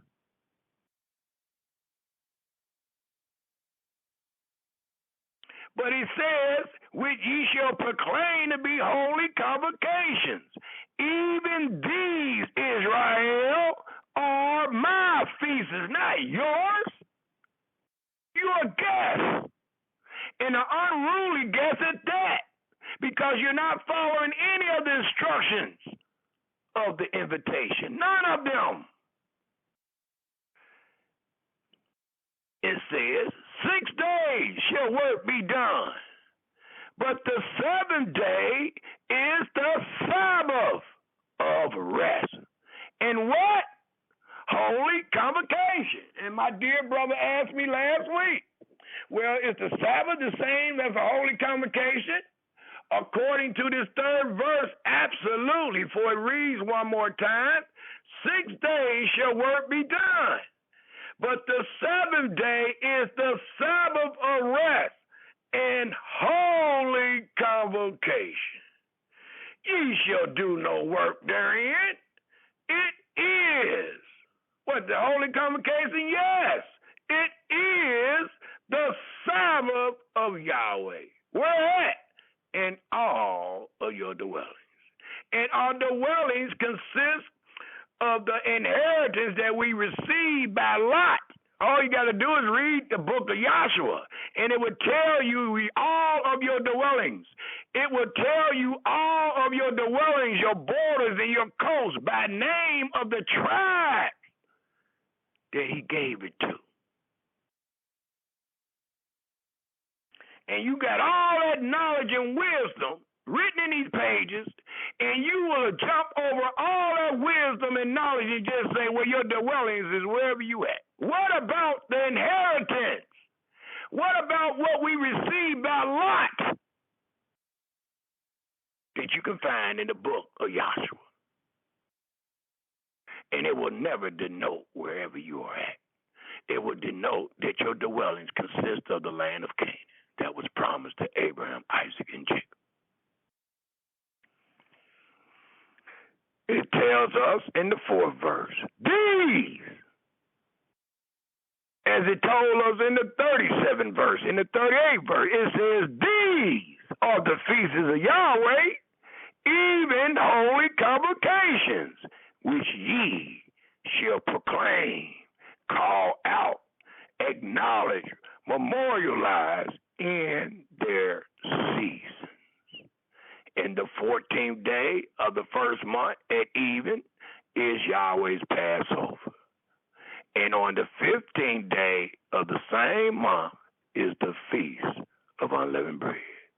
And to Yahweh, 7 days, the 14th day at evening to the 21st day at evening, ye must eat unleavened bread. In the first day ye shall have a Sabbath or an holy convocation. Ye shall do no servile work therein. But ye shall offer, please take note, an offering made by fire unto Yahweh 7 days. And the 7th day is a Sabbath and holy convocation. Ye shall do no servile work therein. So throughout the Torah, it tells us the exact same thing. It denotes that our dwellings is our inheritance. We have many scriptures that we can show to prove that point, but we should already understand these things if we truly understand what the Passover and the Feast of Unleavened Bread represented. It represented us being freed out of wherever we was at. And wherever we was at that time considered or was called Egypt, where we was delivered out of wherever we was at. And we was taken to a place that the Almighty planted us in to be forever. And the only reason you find yourself not in that dwelling today is because we have broken the covenant of the law, and the Almighty told us that that land will spur us out. Now, if we were under the law, and if our dwellings consist of wherever we were at, why not wherever we at casting us out? Because the law changed not. Why when we find ourselves in America or Europe or any other place, why those places are not casting those people out that is not keeping Yahweh covenant? Why does history show that there was only one land that has ever cast the children of Israel out? Why? Because that is the only place Yahweh said to keep his commandments.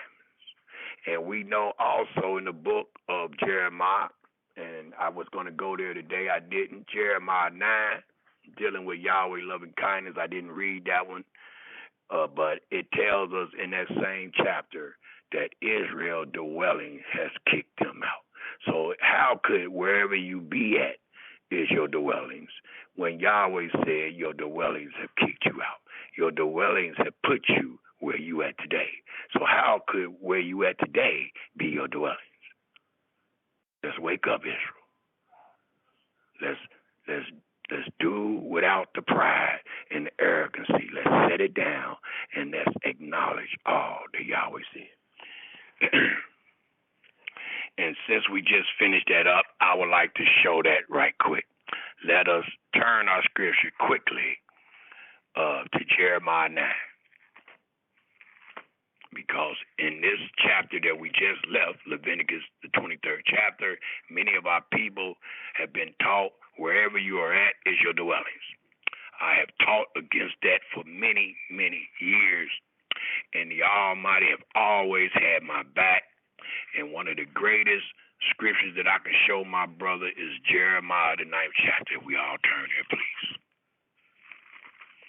This is the scripture you show your brother that he is in error when he teach that your dwellings is wherever you at. It tells us in Jeremiah, the 9th chapter, read the whole chapter. I was going to read the 23rd and 24th verse dealing with Yahweh's loving kindness. but I didn't based on time restraint. I wanted to get as many other chapter and verses in as possible before 7:30. So I didn't use that, but I'm going to it now since we just left Leviticus, and many people have the erroneous understanding that dwelling is wherever we are at. Well, that is a lie based on the words of Yah. And Jeremiah was to tell the people this, according to the 19th verse. For a voice of wailing is heard out of Zion. How are we spoiled? We are greatly confounded because we have forsaken the land. What land?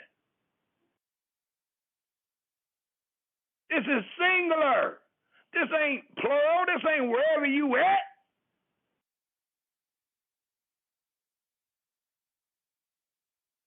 Because our dwellings. I didn't write this. This been here. And many of our brothers that have been teaching our dwellings is wherever we at, they must didn't see it. It must been hidden from them because it's been here. And it tells us because our dwellings have cast us out. So wherever you cast out to can't be your dwellings. Not if your dwellings cast you there. Wake up, Israel.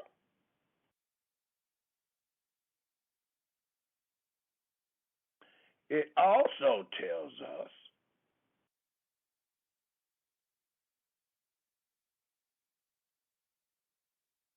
if we turn our scriptures to Deuteronomy, the 8th chapter, to give another reason why we supposed to be in obedience to our Creator and why Yahweh had us do the things we did the night we left Egypt or the night before we left Egypt and the things we were commanded to do in the wilderness. It explains further in Deuteronomy, the 8th chapter, if we turn there, please. For in Deuteronomy, the 8th chapter, it tells us,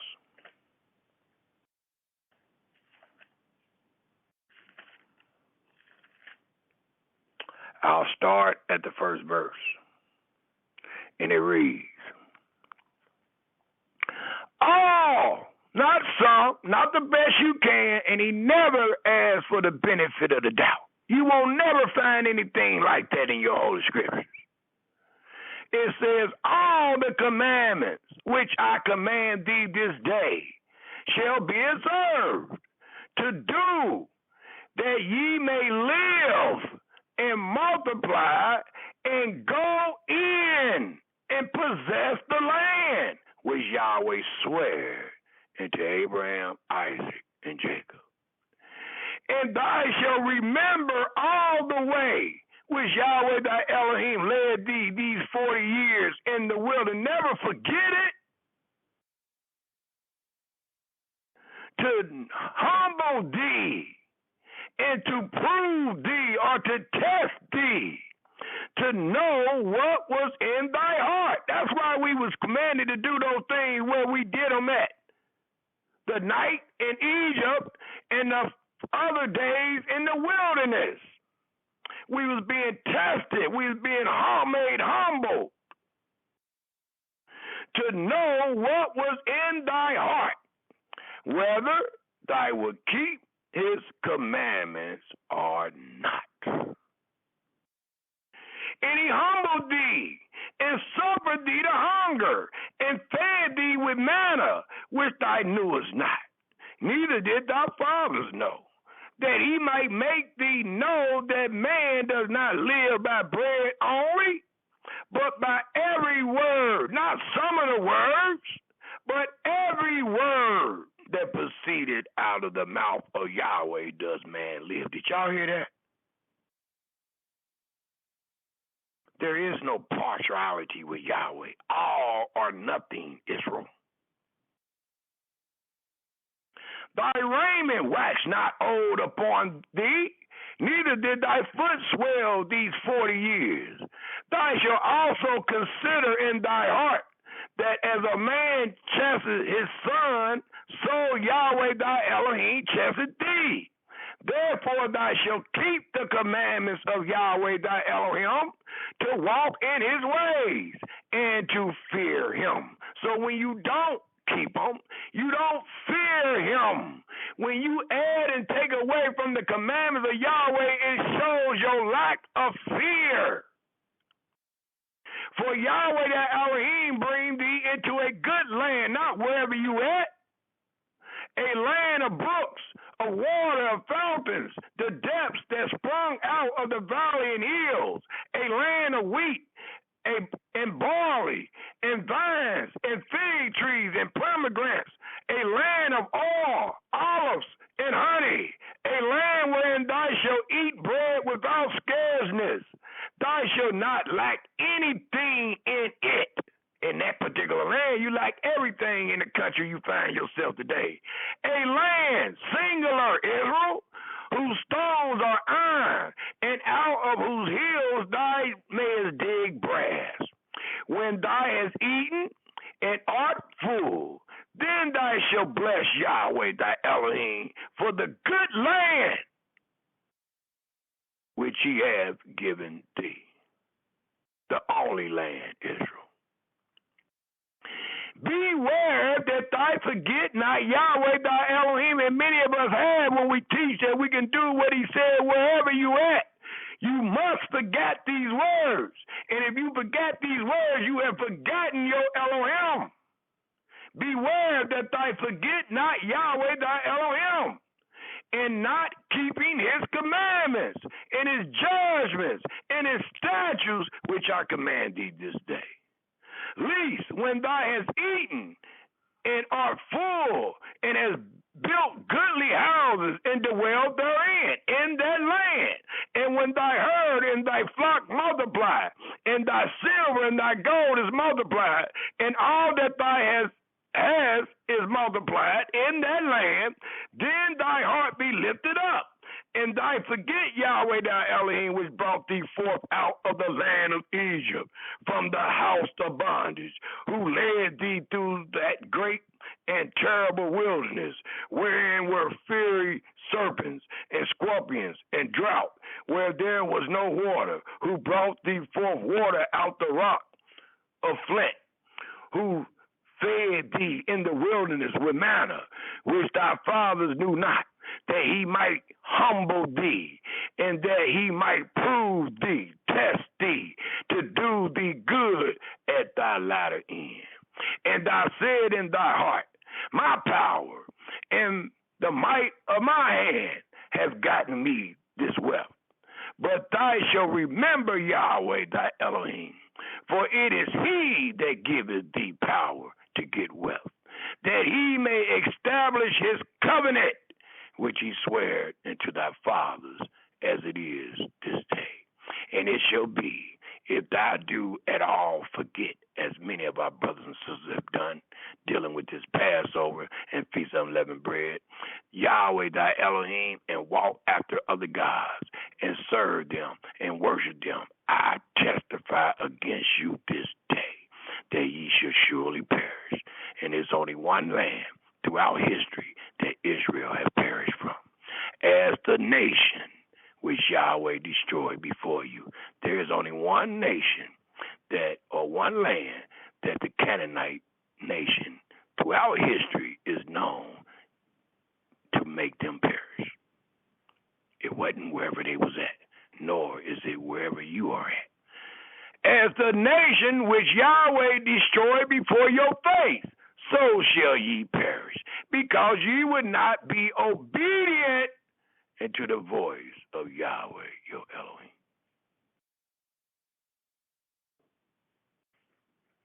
And in saying those things, there is one more thing we should remember, because we're supposed to remember. The Passover is a memorial. We're supposed to remember the Feast of Unleavened Bread. We're supposed to remember Elohim when we get in the land of Canaan. That's what we just read in the 8th verse. And we're supposed to remember the rebellion in the wilderness. Thus, it tells us in the 9th chapter of Deuteronomy why we are here. And it reads in the 4th verse.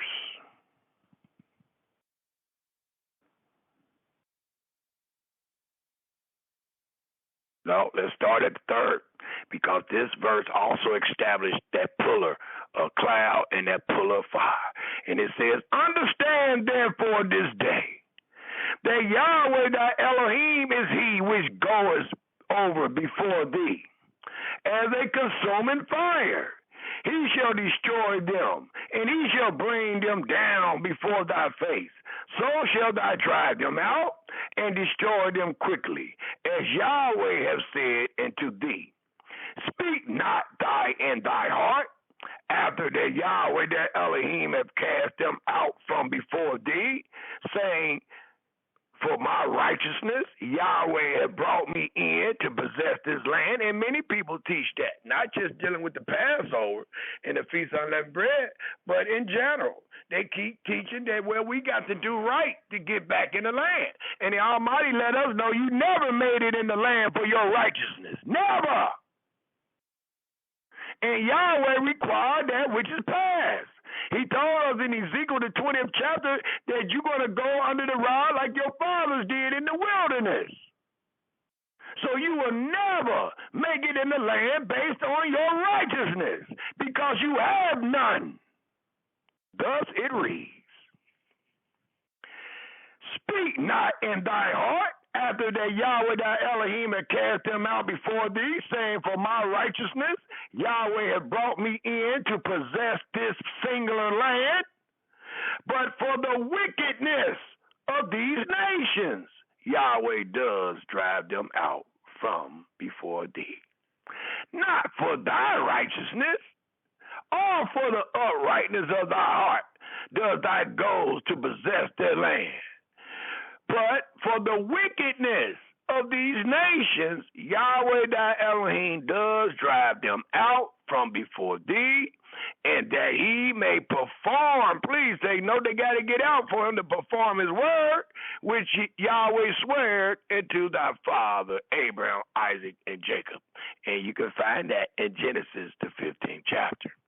The 6th verse, understand therefore that Yahweh thy Elohim give thee not this good land to possess it for thy righteousness, for thy art a stiff-necked people. And I'm saying that to our brothers and sisters today. We just talked about stubbornness and rebellion. You will never receive the land based on what you're doing in America and abroad. Never. Remember and forget not how thy provoked Yahweh thy Elohim to wrath in the wilderness, from the day that thou did depart out of the land of Egypt, until ye came to this place. Ye have been rebellious against Yahweh. And rebellious is nothing other than committing witchcraft. Also in harboring ye provoked Yahweh to wrath, so that Yahweh was angry with you to have destroyed you, when I was gone up into the mount to receive the tablets of stone, even the tablets of the covenant, which Yahweh made with you. Then I abode in the mount 40 days and 40 nights. I neither did eat bread nor drink water. And Yahweh delivered unto me 2 tablets of stone, written with the finger of Elohim. And on them was written according to all the words which Yahweh speak with you in the mount out of the midst of the fire in the day of the assembly. And it came to pass at the end of the 40 days and 40 nights that Yahweh gave me 2 tablets of stone, even the tablets of the covenant. And Yahweh said unto me, arise, get thee down quickly from thence, for thy people which thou hast brought forth out of Egypt have corrupt themselves. They are quickly turned aside out of the way which I commanded them. They have made them a molten image. Furthermore, Yahweh speak to me, saying, I've seen this people, and behold, it is a stiff-necked people. So again, Israel, Yahweh changed not, and he wanted us to know without a shadow of a doubt that we were not receiving this land because of our righteousness, not because of our uprightness in heart, because we was rebellious, but we are receiving the land based on the promise that was given to Abraham. He said, after the iniquities of the Amorites are filled, you will come highter again. The iniquities of the Amorites is full this day, and we have came highter as Abraham's seed.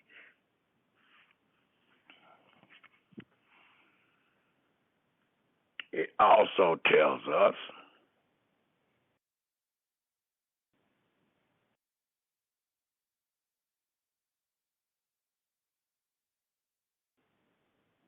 in the 10th verse, or the 10th chapter of Deuteronomy, while we're still here, I would like to let us know what Elohim required, and then from allowing us to see what Yahweh required, I will also show that another rendering dealing with the Passover and the Feast of Unleavened Bread in Deuteronomy, and then I will acknowledge that Yahweh said we would break the covenant again, and this breaking of the covenant consists of all his words, not just the Sabbath, but the feast days, the Sabbathal year, and all those things was broken. Thus we found ourselves in captivity again. Let us go to Deuteronomy, the 10th chapter. Deuteronomy 10th chapter, it tells us in the 12th verse. And now, Israel, what does Yahweh thy Elohim require of thee? After you done read all these things, and he let us know that you bringing us in the land not for your righteousness, nor for the uprightness of your heart, but because of the evilness of the people that's in that land. It says, now, Israel, what does Yahweh thy Elohim require of thee? But to fear Yahweh thy Elohim. That way you won't forget nothing he said. You won't forget none of the rights or the ordinance thereof. To fear Elohim. To walk in all that is required. His ways, and to love him, and to serve Yahweh thy Elohim with all thy heart and with all thy soul.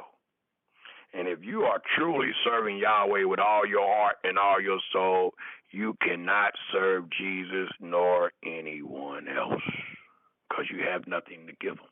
You already gave it all to Yahweh.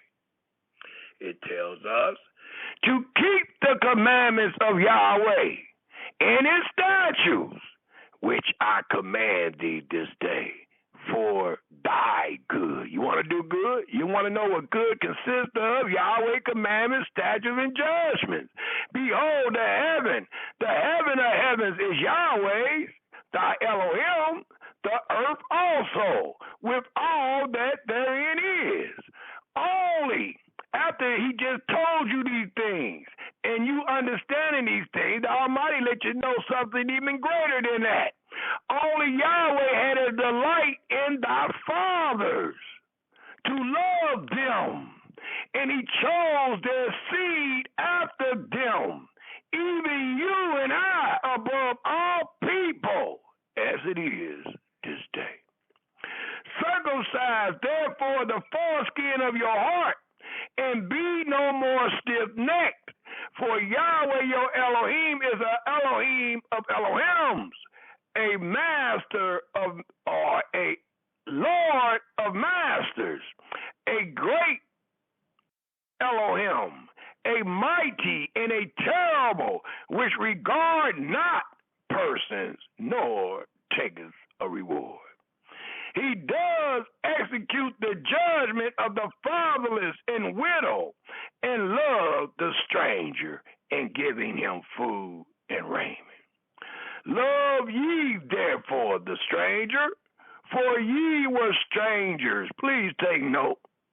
to all the Israelites that teach how much the Egyptians knew Joseph and the rest of the people. The Almighty said, no matter how they knew us, we were still strangers. Love ye therefore the stranger, for ye were strangers in the land of Egypt. Thou shalt fear Yahweh thy Elohim, him shalt thou serve, and him singular shalt thou cleave, and swear by his name, as it is written in Isaiah the 45th chapter, every knee and every tongue, every knee shall bow, and every tongue shall swear and confess in the name of Yahweh. He and he alone is thy praise. He alone is thy Elohim, that have done for thee these great and terrible things. There was no Christ or no one else with Yahweh. There is none that have received the fame for what Yahweh have done when he delivered the children of Israel out of Egypt, which thy eyes have seen. Thy fathers went down into Egypt. Please take note and remember what was told to Abraham in Genesis the 15th chapter. Thy father went down into Egypt with 70 persons. That's 70. When the Almighty was telling Abraham these things, he had no children. And now Yahweh thy Elohim hath made thee as the stars of heaven for multitude. And the Almighty told Abraham, look at the heavens, count the stars if you can. But our brothers telling us that the Exodus have nothing to do with Genesis, the 15th chapter, because it tells us that the sojourning of the children of Israel was 430 years. So they're going to dismiss the whole Torah, the whole Exodus, because the scripture tells us that the whole sojourning, not the whole affliction. Now, if they said the whole affliction, you might have something to fuss about. It don't say the affliction. It says the whole sojourning was 430 years. And throughout your scripture, it always compare that to Genesis, the 15th chapter. Always.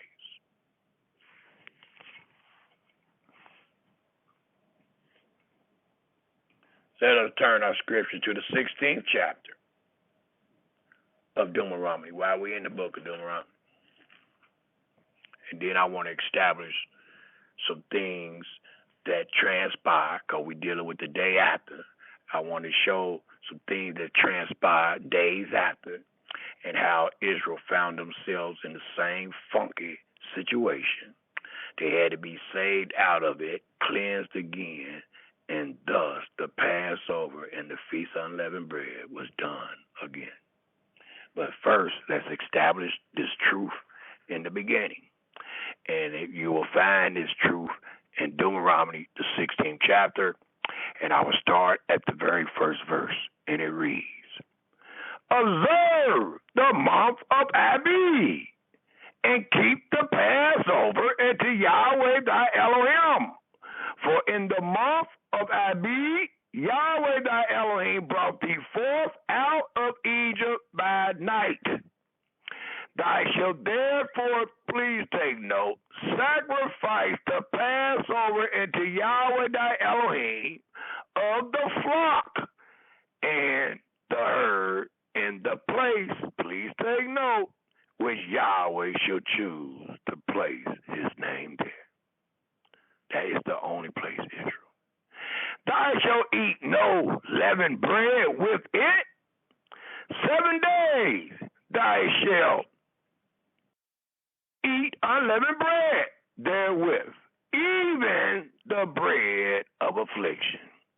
For thou came forth out of the land of Egypt in haste, that thou mayest remember the day when thou came forth out of the land of Egypt, all the days of thy life. And there shall be no unleavened bread seen with thee in all thy coasts. Please take note, Israel, because we got brothers acting like they don't understand this book. And they say, well, it say house. And then they say, well, brother, it say habitation. Well, even in the word house and habitation, it denotes a specific geographical location. That's why you also find words like quarters and borders. Well, here it says,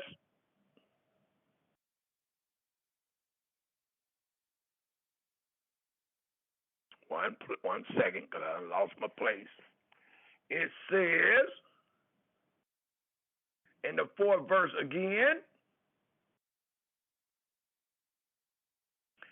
and there shall be no leavened bread seen with thee in all thy coasts. So even if you act like you don't understand what the house and habitation mean, I know you understand the coast. And you have no control of this coast.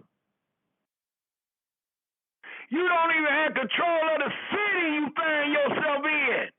It's leaven seen throughout that city.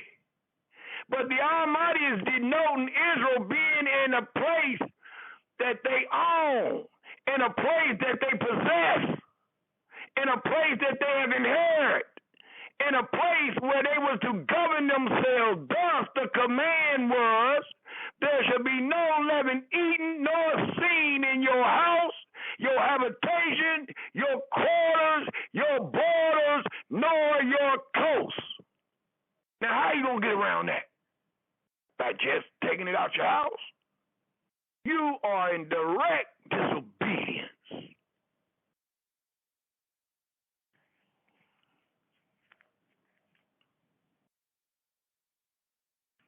Neither shall there anything of the flesh which thou sacrifice, and I know you ain't sacrificing in this man's coast. I hope you're not. The first day, even at evening, remain all night into the morning.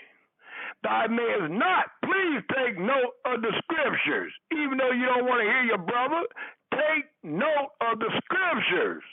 Thou mayest not sacrifice the Passover within any of thy gates, which Yahweh thy Elohim gives thee.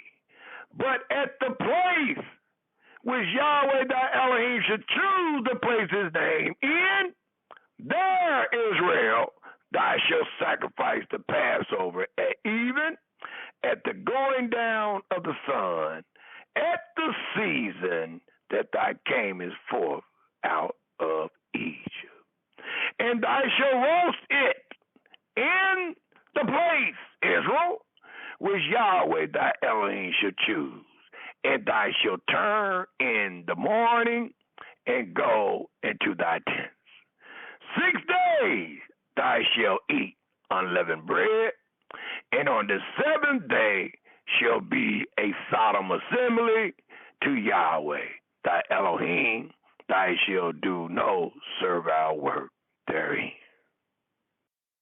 And then it tells us in the 16th verse of this same chapter, 3 times in a year shall all thy males appear before Yahweh thy Elohim. Where at? Wherever they at, wherever they find themselves, wherever their dwellings kick them out or cast them out, it says, in the place, singular, which he shall choose, in the feast of unleavened bread. Even the feast of unleavened bread must be done in the place Yahweh choose, and in the feast of weeks, and in the feast of tabernacles.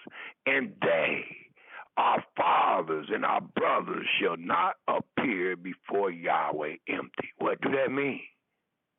You must appear with that sacrifice, with that offering, according to all the ordinances and the rights thereof. Every man shall give as he is able, according according to the blessings, not according to how much you made this week, not according to how much money y'all put together to eat this meal, but according to the blessing of Yahweh the Elohim, which he hath given thee. But our fathers rebelled. They hearkened not into all this great goodness. Thus it tells us, if we look quickly in the book of Deuteronomy, the 29th chapter. And it tells us in the book of Deuteronomy, the 29th chapter,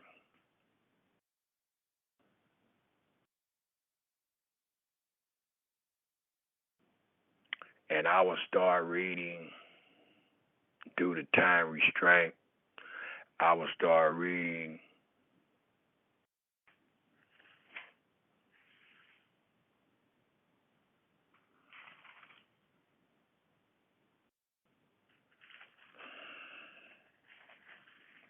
Deuteronomy, the 29th chapter. I'll start reading at the 16th verse.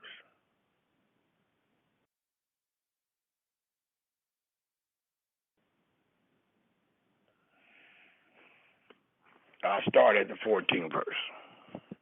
And it says,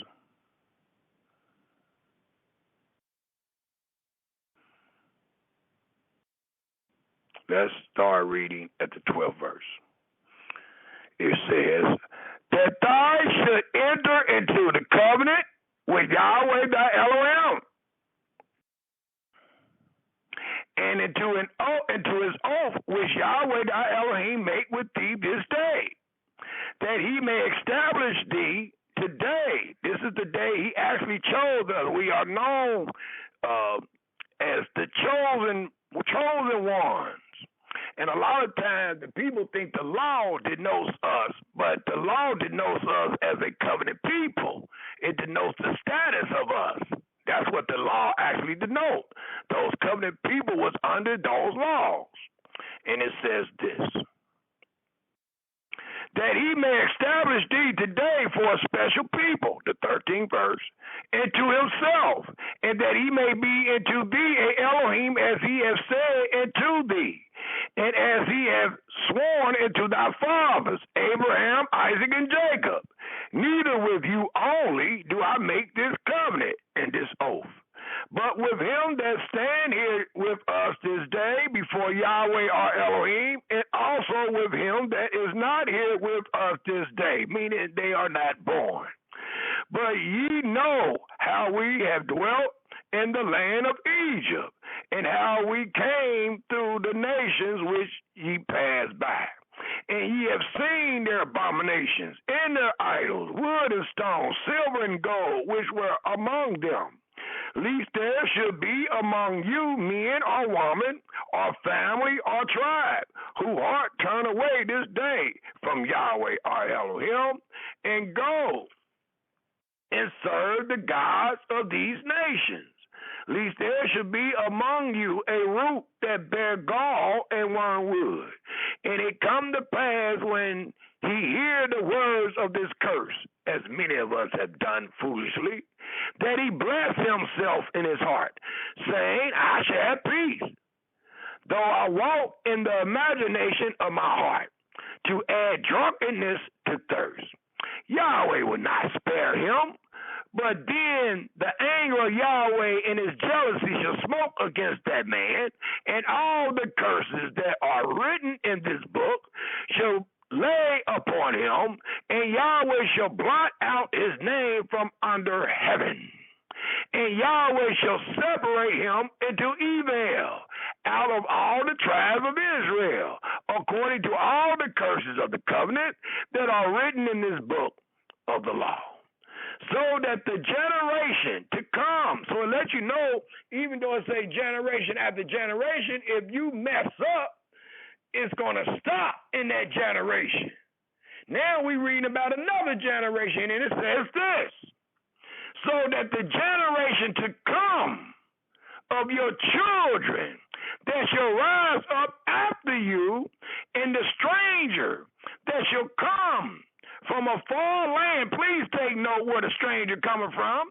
Not from the land that you in, but he coming out of another land to come to your land.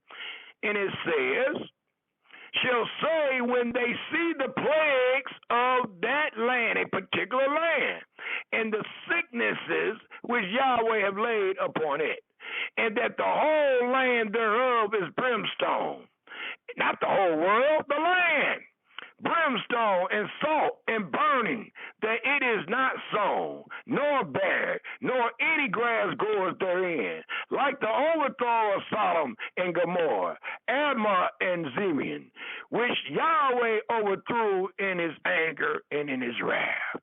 Even all nations, it lets you know you ain't everywhere, because all nations say, wherefore have Yahweh done thus? So it can't be you everywhere. It got to be talking about a particular nation, because where you at today, those people saying, what happened to your land? Even all nations shall say, wherefore have Yahweh done thus into this land? What means the heat of this great anger? Then men shall say, they that has wisdom and have considered, because they have forsaken the covenant of Yahweh Elohim of their fathers, which he made with them when he brought them forth out of the land of Egypt. Another proof that Israel was not under the covenant of the law before they came out of Egypt.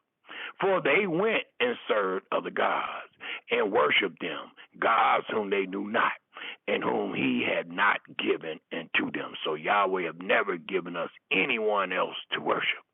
And the anger of Yahweh was kindled against this land, to bring upon it, singular, all the curses that are written in this book. And Yahweh rooted them out of their land in anger and in wrath and in great indignation, and cast them. We read that. Jeremiah 9 and 18, and cast them into another land, as it is this day. The secret things belong unto Yahweh our Elohim. But these things that your brother's showing today, but those things which are revealed belong unto us and to our children forever, that we may do all the words of this law. And according to the history, our fathers did not do all the words of the law. Thus it told us that these curses will befall them for breaking the covenant. Thus, let us turn our scriptures quickly to 2 Chronicles, the 36th chapter. 2 Chronicles, the 36th chapter. I can't go in the route, the complete route that I wanted to go on due to time restraint. So I want to get as much of my notes in as possible. So let's go to 2 Chronicles, the 36th chapter, after we just read what Yahweh told our fathers. And I just stated they rebelled against our fathers, or they rebelled against Yahweh, and they were right in their own eyes. They started doing what they want to do. They had feasts and pains on days that he did not prescribe nor commanded. Thus it tells us in the 36th chapter of 2 Chronicles. And it reads, in the 15th verse. I'll start at the 14th verse. Moreover, all the chiefs of the priests and the people transgressed very much after all the abominations of the heathens, which he told them not to, and polluted the house of Yahweh, which he had hallowed in Jerusalem. And Yahweh Elohim of their fathers sent to them, and Yahweh Elohim of their fathers sent to them by his messengers, rising up betime and sending, because he had compassion on his people, his loving kindness, and on his dwelling place. But they mocked the messengers, as they are mocking them today, of Elohim, and despised his word. They despised these words. That's why they did the Passover and the Feast of Unleavened Bread the way they wanted, and misused his prophets until the wrath of Yahweh rose against his people, till there was no remedy.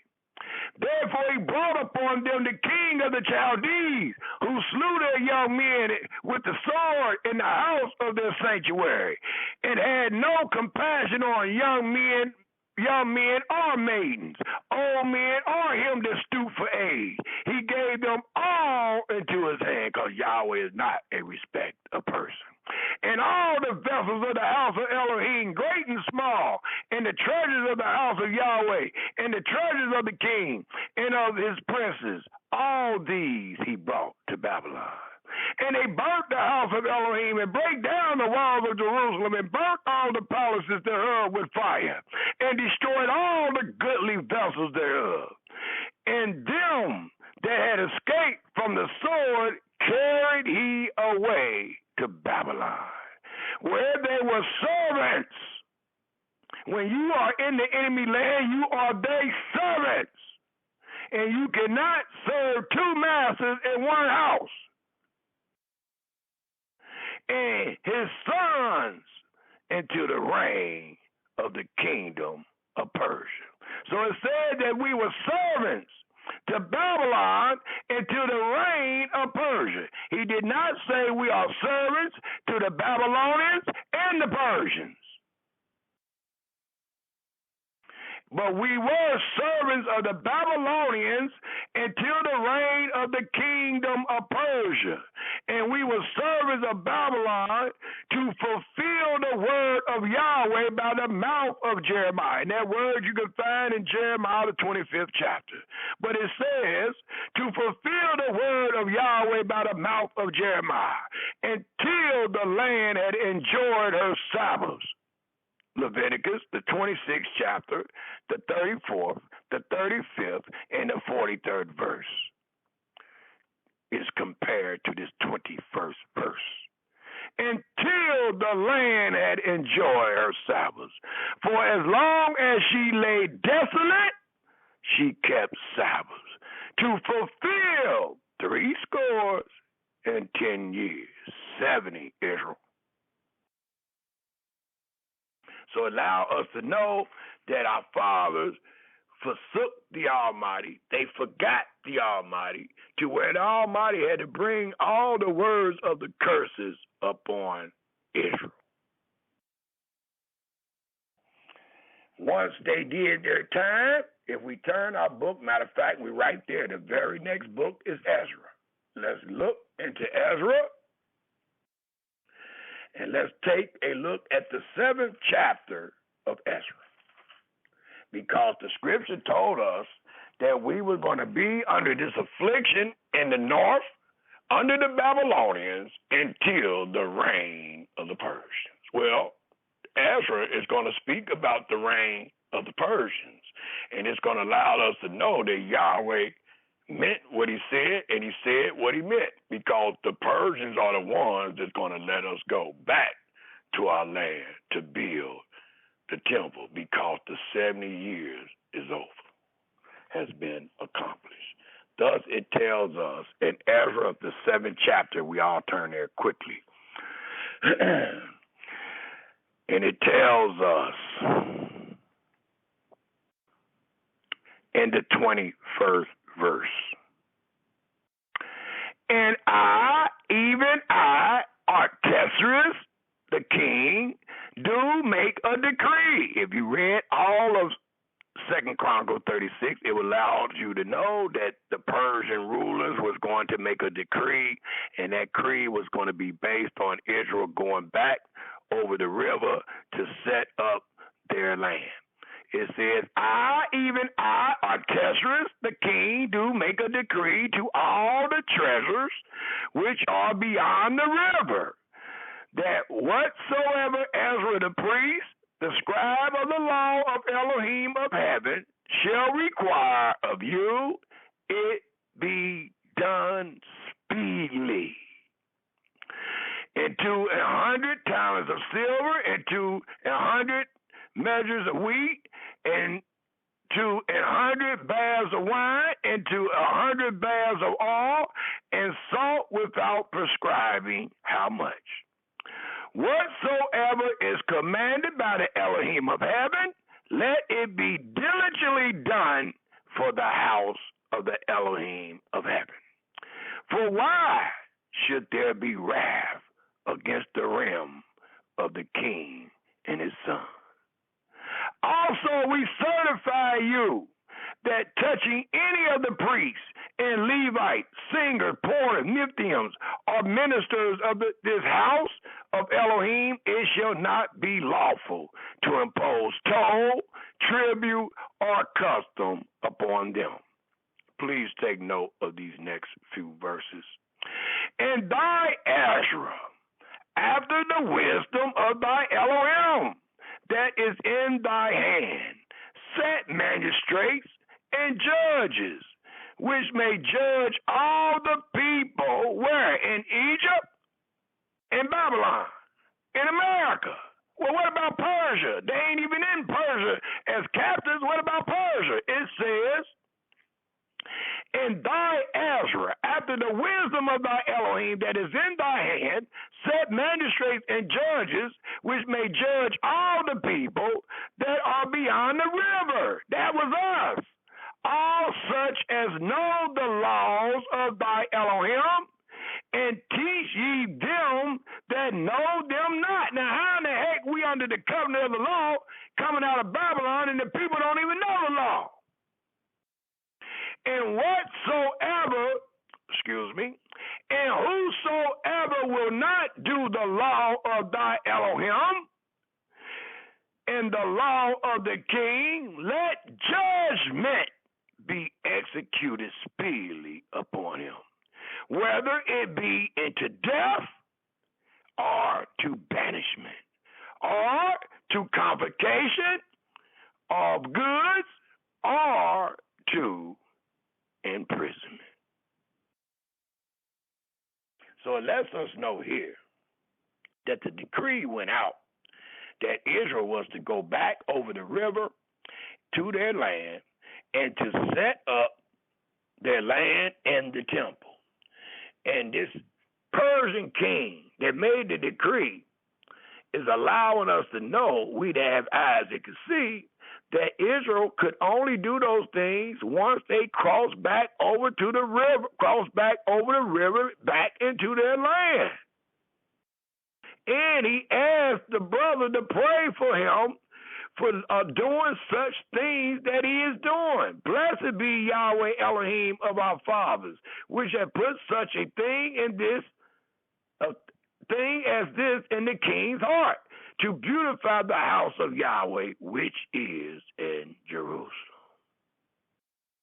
So these things are told and it's shown to us today to allow us to know that we didn't do anything in Babylon, nor did we do anything in Persia. But Persia made a decree and told us that, and allowed us to be set free to go back in our land to do all that Yahweh has said. And if we didn't, let judgment fall upon us speedily.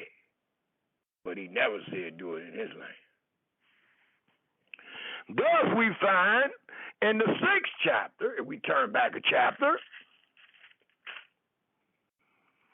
in the 6th chapter, the 13th verse, and it tells us, then Tatni, governor of this side, the river, Shetabane, and their companions, according to that which Darius the king had set, so they did speedily. And the elders of the Jews builded, and they prospered through the prophesying of Haggai, the prophet, and Zechariah, the son of Adu. And they built and finished it according to the commandment of the Elohim of Israel, and according to the commandment of Cyrus and Darius and Artaxerxes, king of Persia. So now one of those kings had us in subjection or captivity. And this house was finished on the third day of the month Adar, which was in the 6th year of the reign of Darius the king. And the children of Israel, the priests, the Levites, and the rest of the children of the captivity kept the dedication of this house of Elohim with joy, and offered at the dedication of this house of Elohim 100 bullocks, 200 rams, 400 lambs, and for a sin offering for all Israel, 12 he-goats according to the number of the tribes of Israel. And they set the priests in their division and the Levites in their courses for the service of Elohim, which is at Jerusalem. So they were clean, they were in the land, and they were in the place that Yahweh placed his name. It says, as it is written in the book of Moses, and the children of the captivity kept the Passover upon the 14th day of the first month. Notice it's not the second month because they're clean. They ain't on a journey. They back in the land. For the priests and the Levites were purified together. All of them were pure and killed the Passover for all the children of captivity and for their brethren, the priests, and for themselves.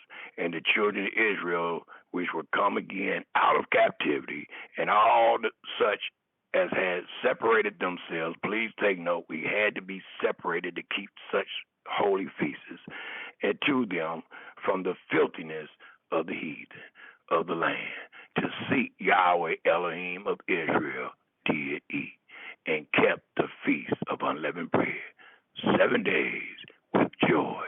For Yahweh had made them joyful, and turned the heart of the king of Assyria into them, to strengthen their hands in the work of the house of Elohim, the Elohim of Israel. So once we came out, once we rebelled, and our time was accomplished, and we came out, we was made whole and clean again, brought back into that land, and we did the exact things that was written in the book of Moses. Well, in closing, I would like to make note that the book of Malachi is the last book for our history and scriptures chronologically. The book of Malachi represents 125 years after the children of Israel came out of Babylon. And we just seen that the children of Israel that came out of Babylon was instructed to do all that Yahweh commanded them according to the words of Moses. Well, our fathers forsook Yahweh, believed not in Yahweh again. Thus, we find ourselves on our way back out of the land of promise. And I wanted to end with this book because today we find ourselves out of the land of promise. Thus it tells us in the book of Malachi.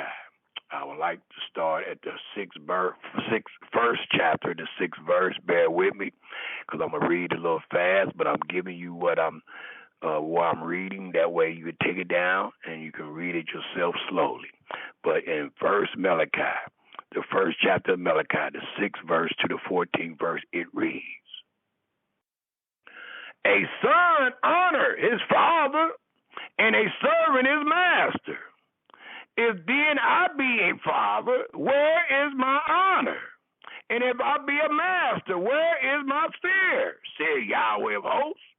And to you, O priests, that despise my name. And ye say, wherein have we despised thy name? Ye offer polluted bread upon my altar. And we can say that to our brothers and sisters today. The only thing is they ain't offer nothing on the altar because there is no altar here. But what they call themselves doing in the back of their mind, it represents ye offer polluted bread upon my altar. And ye say, wherein have we polluted thee? They don't even recognize that where they at is polluted. In that ye say the table of Yahweh is contemptible. Contemptible. And if ye offer the blind for sacrifice, is it not evil? Yes, it is. And that's what I'm saying. Y'all offering the blind. And if you offer the lame and sick, is it not evil? Yes, it is. It says a lamb of the first year without blemish. It says, offer it now unto thy governor. Will he be pleased with thee? No. Or accept thy person? Absolutely not, said Yahweh of hosts. And now I pray you beseech Elohim that he will be gracious unto us. This have been by your means.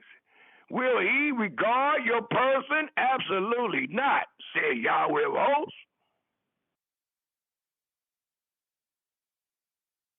It also tells us, I said I was going to read to the 14th verse. Let me keep reading. It says, for from the rising of the sun, even into the going down of the same, my name shall be great among the Gentiles. And in every place incense shall be offered unto my name, and a pure offering for my name shall be great among the heathen, said Yahweh of hosts. But ye have profaned it, and that ye say the table of Yahweh is polluted, and the fruit thereof, even his meat, is contemptible. Yet ye say also, behold, what a weariness is it, and ye have snuffed at it, said Yahweh of hosts, and ye brought that which was torn, and the lame, and the sick, thus ye brought an offering. Should I accept this of your hands, said Yahweh? But cursed be the deceiver, which have in his flock a male, and vow and sacrifice unto Yahweh a corrupt thing. For I am a great king, said Yahweh hosts, and my name is dreadful among the heathen. So you can't offer me anything. And it also tells us in the second chapter, and I would like to try to go straight to the point. I have written in my notes the first to the 16th verse, which is just about the entire chapter. I'm going to skip over it, and I will start in the 5th verse. And it reads, 2nd Malachi, the 5th verse. My covenant was with him of life and peace, and I gave them to him for the fear wherewith he feared me, and was afraid before my name. The law of truth was in his mouth, and iniquity was not found in his lips. He walked with me in peace and equity, and did turn many away from iniquity. For the priest's lips should keep knowledge, and they should seek the law at his mouth. For he is the messenger of Yahweh of hosts. But ye are departed out of the way. Ye have caused many to stumble at the law by teaching according to your own imagination. Ye have corrupted the covenant of Levi, said Yahweh of hosts. Therefore have I also made you contemptible and base before all the people, according as ye have not kept my ways, but have been partial in the law. Have we not all one Father? Have not one Elohim created us? Why do we deal treacherously, every man against his brother, by profaning the covenant of our Father? And we are truly profaning the covenant of Yahweh when we teach that we can keep his holy things wherever we at. Yehudah have dealt treacherously, and an abomination is committed in Israel and in Jerusalem. For Yehudah profaned the holiness of Yahweh which he loved, and he hath married the daughters of a strange God. Yahweh will cut off the man that does this, the master and the scholar, out of the tabernacle of Jacob, and him that offer an offering unto Yahweh of hosts. So they that offer, the crooked offering will get cut off, and they that mingle the holy seed will get cut off. And it shows how sacred that blood is. It says in the 13th verse, and this have we done again, covering the altar of Yahweh with tears and weeping and with crying out, insomuch he regard not the offering anymore. He don't want that mess. Isaiah 1, or receive it with good will at your hand. Yet ye say, wherefore?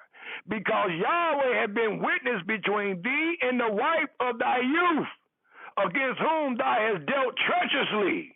Yet is she thy companion and the wife of thy covenant? And did not he make one? Yet had he the residue of the Spirit. And wherefore one? That he might seek a Elohimly seed. Therefore take heed to your spirit, Israel, and let none deal treacherously against the wife of his youth. For Yahweh, the Elohim of Israel, said that he hate putting away. For one covered violence with his garment, said Yahweh of hosts. Therefore take heed to your spirit, that ye deal not treacherously. Also it tells us in the 3rd chapter, the 6th verse, for I am Yahweh, I change not. So all the things we just read, allowing us to know he changes not. It must be done according to all the words that he said. For I am Yahweh, I change not. Therefore, ye sons of Jacob are not consumed. Even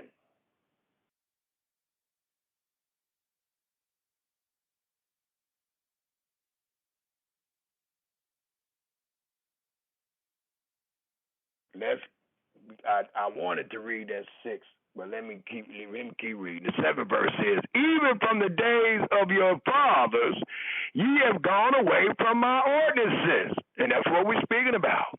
And have not kept them. Return it to me, and I will return it to you, said Yahweh of hosts. But ye say, wherein shall we return?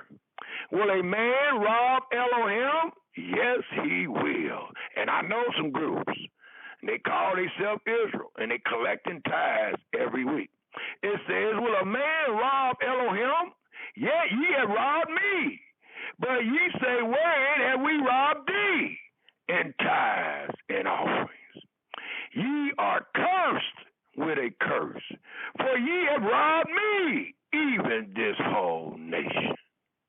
Bring ye all the tithes into the storehouse, that there may be meat in my house, and test me now herewith, said Yahweh of hosts, if I will not open you the windows of heaven, and pour out a blessing, that there should not be room enough to receive it. Well, this is a great verse, and it proves without a shadow of a doubt that since we've been kicked out of our land, tithes was never required. Because if they were, I know many people that's been tricked, and they've been paying them every week, but in Yahweh still have not opened the window of heaven and given them a blessing that they cannot receive. And please note, it was not talking about a couple people. It was talking to the whole house of Israel, and it was making concern of the land of Israel, not wherever you are at. It says in the 11th verse, and I will rebuke the devourer for your sake, and he shall not destroy the fruit of your ground, the ground that floweth with milk and honey, the ground of the promised land. Neither shall your vine cast her fruit before the time in the field, said Yahweh hosts. And all nations, and let you know it can't be wherever you at, and all nations shall say, you call you blessed, for you shall be a delightsome land. Your own land. So you can't be doing it wherever you at if all the other nations saying that you blessed based on what you're doing in your land, said Yahweh of hosts. Your words have been stout against me, said Yahweh. Yet ye say, what have we spoken so much against thee? Ye have said, it is vain to serve Elohim. And what profit is it that we have kept the ordinances and that we have walked mournfully before Yahweh of hosts? And now we call the proud happy, those that refuse to hearken, even though they having their days and they having these feast days and these Passover. We call them happy. Yea, they that work wickedness are set up. Yea, they that tempt Elohim are even delivered. These brothers are still teaching and stealing. Thus, they that fear Yahweh spoke often one to another, as we do each and every week. And Yahweh hearkened and heard it. And a book of remembrance was written before him for them that fear Yahweh and that thought upon his name. And they shall be mine, said Yahweh of hosts, in that day when I make up my jewels, and I will spare them as a man spare his own son that serve him. Then shall ye return and discern between the righteous and the wicked, between him that serve Elohim and him that serve him not. I will end on that note. It is 7:51. I want to stop at 7 o'clock or 7:30. I will end on that note. Allow us to know that in that day that a book of remembrance will be written, and it will allow us to know then shall ye return and discern between the righteous and the wicked. And many of us are making that discernment today between him that serve Elohim and him that serve him not. And the only way that you can serve Yahweh is doing all that Yahweh has said. And while you in your enemy's land, you are not serving Yahweh, but you are serving your enemy.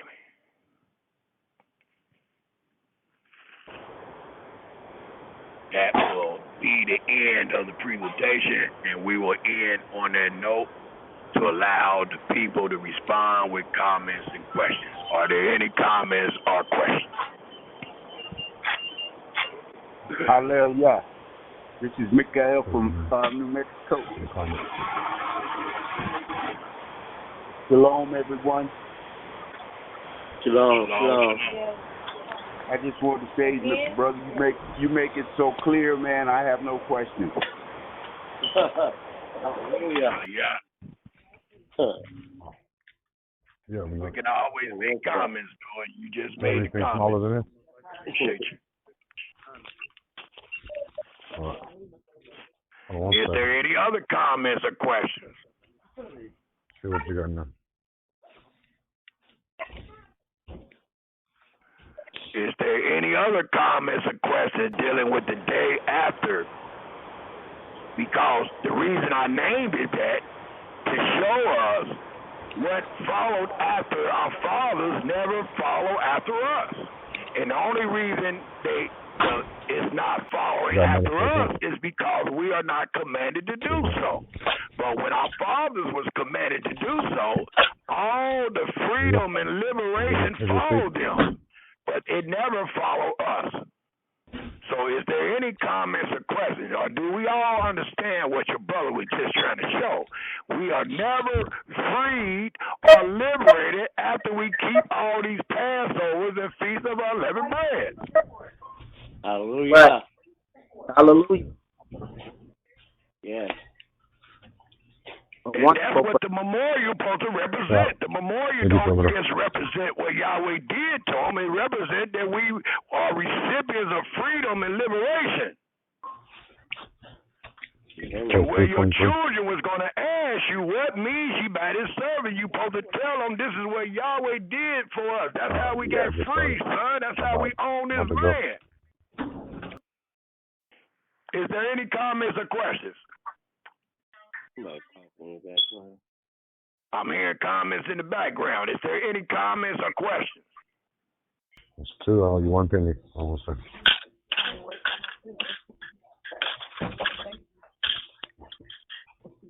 There you go. For sure. Is there any comments or questions You too. based on what our presenter presented, a person that brought about the organs? Is there any comments or questions? Yeah, shalom, class. This is Rashawn from Cincinnati again. You know, earlier when they were talking about the, Excuse me. you know what I'm saying, like going to the doctor and physicians and all that. Like, just testimony for myself. I mean, I don't do it. I don't go because I trust in the Creator. I love Him. But Hallelujah. Jeremiah 17, I don't know, 5 through 10. Jeremiah 17, 5 to 10. Do you mind reading that right quick? Yes, I will. Thus saith Yahweh, cursed be the man that trusteth in man, and maketh flesh his arm, and whose heart departed from Yahweh. For he shall be like the heath in the desert, and shall not see when good cometh.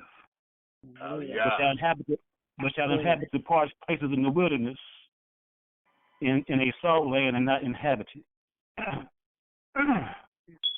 Blessed is the man that trusteth in Yahweh, and whose hope Yahweh is.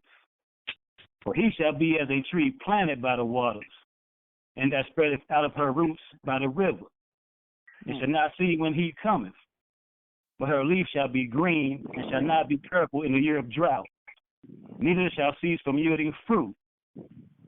The heart is deceitful above all things, and desperately wicked. Who can know it? I, Yahweh, search the heart. I try the reins, even to give every man according to his ways and according to the fruits of his doings. Hallelujah. Hallelujah. I mean, it's just a point blank. Go ahead, brother. Go ahead. Well, I'm just saying, like. Now you go ahead. Go ahead, bro. Go ahead. Now I'm asking for comments and questions. Go ahead, bro. All right. Well, then I'm just saying, like I said in the 5th verse, thus saith Yahweh, cursed the man that trusteth in man. Like to me, you know, saying the physician, he a man. I'm not gonna trust in him. I'm not. I'm just not gonna do it. I mean, I ain't taking no medicine in over 30 years. You know what I mean? And just like this tree that was by the river. It's healthy. It's going to always be healthy because it rely on the Creator to be by the waters.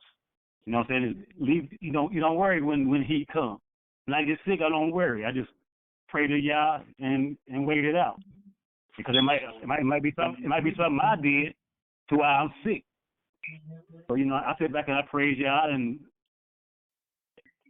deal with what I got to deal with. I trust that is so wisely spoken. And many times we all find ourselves like that. Even though we might take a Tylenol here, we might take some cough medicine, even though we might use some remedies to take away the discomfort that we are feeling. Our trust is in Yahweh.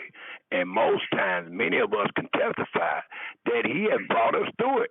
We didn't always run to the doctor. Sometimes our illness might be so severe and discomforting to where we have to go to some type of physician to get some assistance. But I hope when we do, we praying to the Almighty on the way there. I hope we praying that the Almighty will allow this man or woman, whoever it may be, to do His will, to heal us from our sickness and not trust in the man, as you just stated. That was very wisely spoken, brother. And that's all I was saying in my conversation or my opinions that I was given. I did say that many of us might consider what the sister said, but I hope and pray that you pray to the Almighty about it first, and that's all your brother said. Brother, can you comment on that, what you were talking about earlier about the physician? I don't know if that was Hezekiah or that was something different. I know in Isaiah 30. I think it was dealing with Asa. I think y'all men brought it up. It was dealing with Asa. Okay. If you know exactly where it is, you can go there, turn it, and read it. I did say, do we have any comments and questions? I was really dealing with the season that was upon us, and not with the presentation that the sister brought forth, because she didn't use any scriptures. Today's studying is dealing with scriptures. So if you got some comments or questions, I prefer to deal with the scripture, because the sister didn't give us no scripture. Wow, yeah.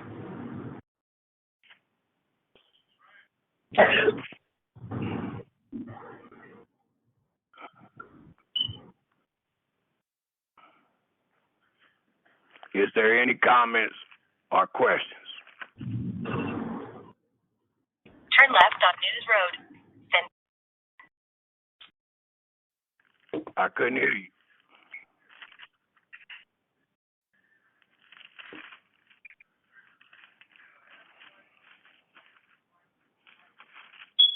So we all understand that the Passover and the Feast of Unleavened Bread was done in one place, and that place did not consist of wherever you was at. Yes. Hello. Hello. Yes. Yes. Yes. Crystal clear. So do we all understand when we are able to keep the Passover and the Feast of Unleavened Bread that we were not to appear before him empty-handed, and we had to do the Passover and the Feast of Unleavened Bread according to all the rites and the ordinance thereof? turn left. Yes, indeed. Thank you for bringing that out, Elder. Hallelujah. Yes. Makes sense. Well, if we truly understand these things, we should not be dismayed at our brothers and sisters when they say they keeping the Passover and the Feast of Unleavened Bread. We shouldn't be dismayed. We should know that they are terribly mistaken and they are in error. And according to Leviticus the 19th chapter, we were not to hate our brothers and sisters in our heart, but we were to rebuke them. We was to rebuke them for their sake and for our own. So today we call ourselves rebuking our brothers by telling them what they are doing is in error. So we got to, in the scripture we read earlier today, Proverbs 24 allowed us to know that when your faith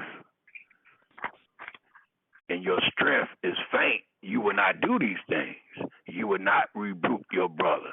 Sometimes you might even act like you don't even know what they're doing.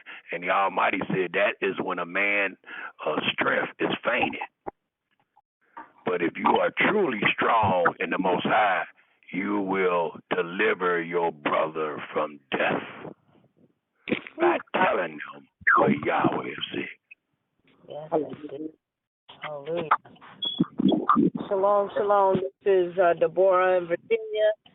Shalom, everyone. Another beautiful class. Hello. We came in a little late, but all that we were able to hear was wonderful.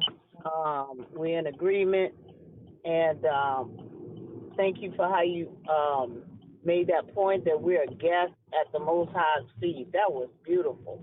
I mean, that alone helps you to kind of get things in perspective if you don't already have them in that perspective. It's just looking at it that way. We're just a guest, and as you were speaking, I was saying to my East that you know, if we were to have us a party and say it was black tie and somebody came with jeans and sneakers, we'd be upset. We would right. back home. But yet we feel that we can come any way that we want to before the Most High on His holy convocations, and that is the most disrespectful and sad thing that we can do for something so beautiful that He's allowed us to be a guest at, and then to try to do it our own way. We don't do that to anyone else, and I can't believe, you know, we have done that to the one who is our Creator and our Savior. So thank you for bringing that up as a reminder. That is very wisely spoken, and it makes so much sense because we give these people all they respect. Like you just said, if it's a black tie function or it's all white function, then that's how you coming in. You come in with multicolors, we're going to stop you at the door because you're not dressed according to the invitation. And we are busting in on Yahweh feast days without following the instructions. He told us how we got to present ourselves. He told us what is required. And we keep doing it the best we can. Or we keep doing it by giving Yahweh the benefit of the doubt. And he said that is not acceptable. He said, give it to your governor and see what he accepted. And that's what you just said.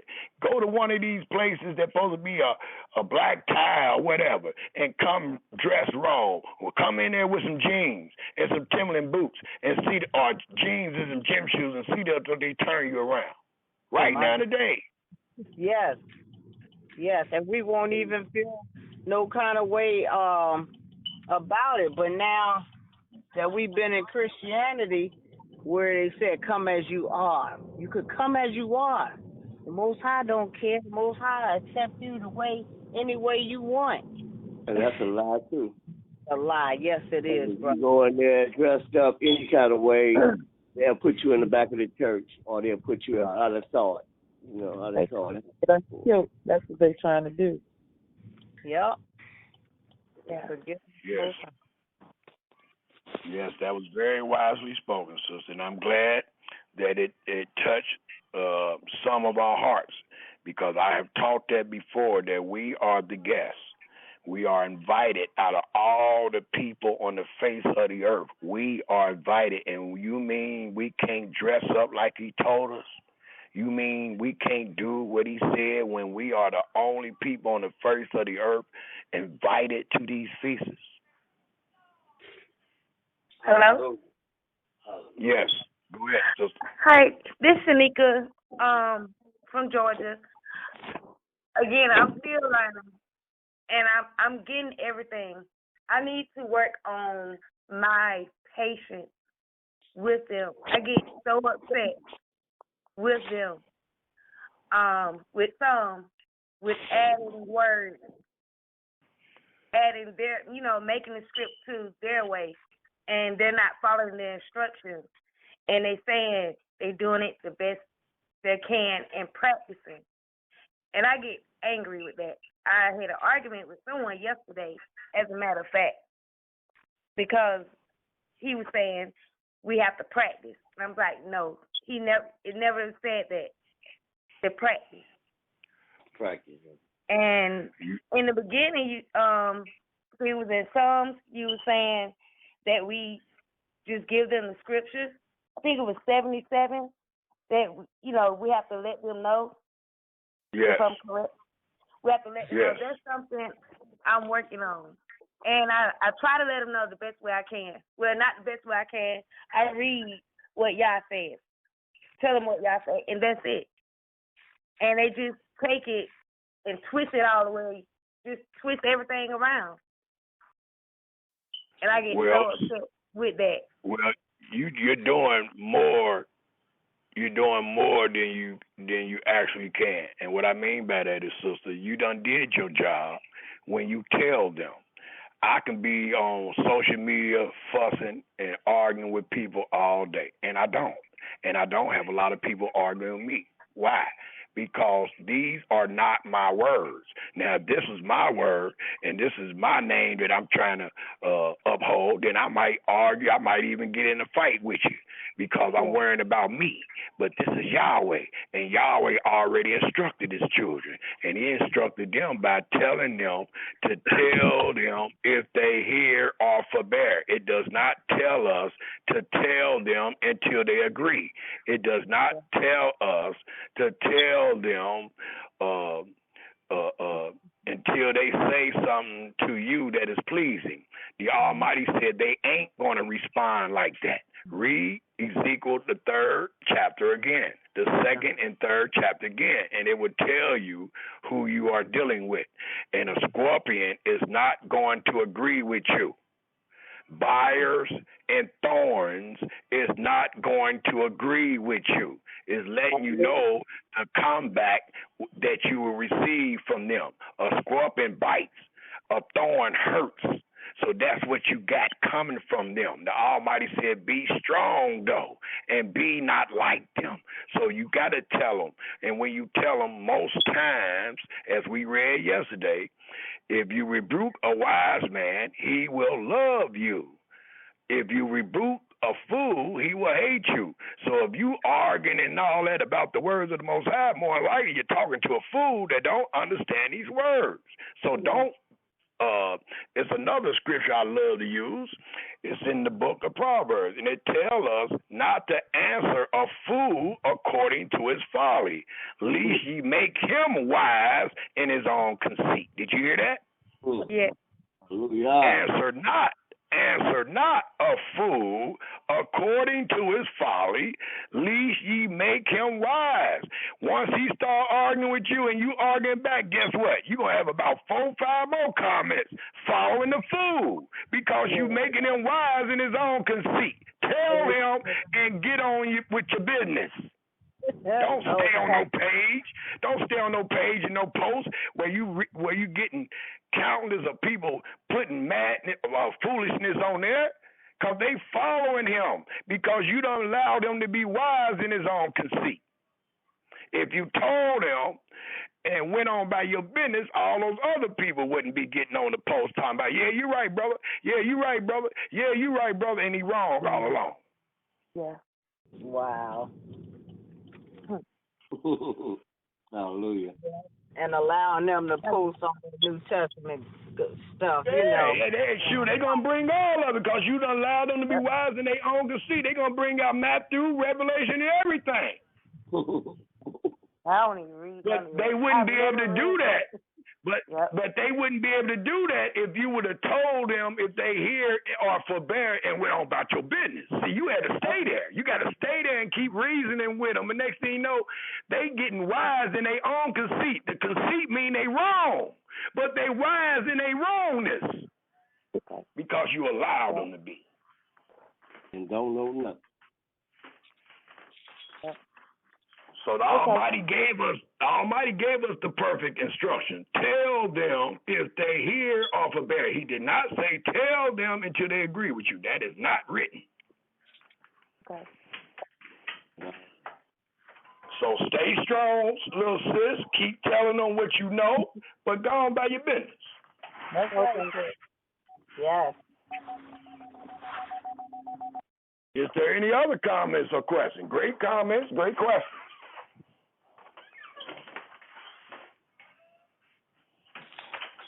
Thank you for making it sound so simple. I understand you so well. That's great. Praise God. Hallelujah. Hallelujah. Especially with the time, the place, is a time and place for everything. And I'm glad you said it like that, because that means everything, sis. That means everything. A lot of our people do not know how to read the scripture according to time and place. A lot of us don't. That's true. Yeah. Shalom. Oh, yeah. Just wanted Shalom, brother. Excellent presentation. Speaking according to all of the word of the Most High, and continue, and let's be that witness and example, and continue to speak the truth according to as written. Whether they forbear or hear, it doesn't matter. So I just want to say hallelujah again on the presentation. Hallelujah. Great comment. Great comment, my brother. Hallelujah. Is there any other comments or questions?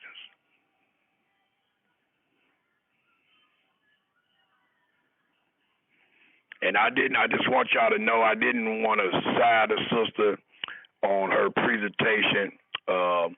We done had, or at least I have experienced many presentations like that dealing with organ donating. I have experienced many presentations dealing with donating blood, and that's why I brought out the sacredness of the blood. Now, she said that they drain all the blood out of the organs. I never seen a heart, but that's me. I ain't no doctor, but I never seen a heart that didn't have no blood in it. but I do understand the sacredness of blood. And the Almighty did not want us to share our blood. Many of us denote ourselves as Israel by blood. Now, if you sharing your blood and your blood all mixed up, the Almighty just talked about how the husband was being unfaithful to the woman. And how was he being unfaithful? By mixing his blood with another woman. Just mixing his blood with another woman. Semen had blood in it. So the Almighty was against that. So the Almighty, there is no examples. Plus, we are students of the Bible, so I had to make note of this day. Now, tomorrow we might talk about it all you want, and we just talk according to our heart. But this day we talking according to the book, and the sister didn't have nothing in the book that she could pull out. So I had to show you what was in the book, and I'm not telling nobody what to do. If you ill or whatever, I just pray that you don't be ill. But I'm not telling no one what to do. But I'm asking you, when you do find yourself in that type of situation, take it to the Most High. Put it all upon Him. It says, trust in Yahweh in all thy ways. So no matter how sick you find yourself, put it on Yahweh. Because if He want to heal you, you are healed. If He don't, the doctor will do you no good, Israel.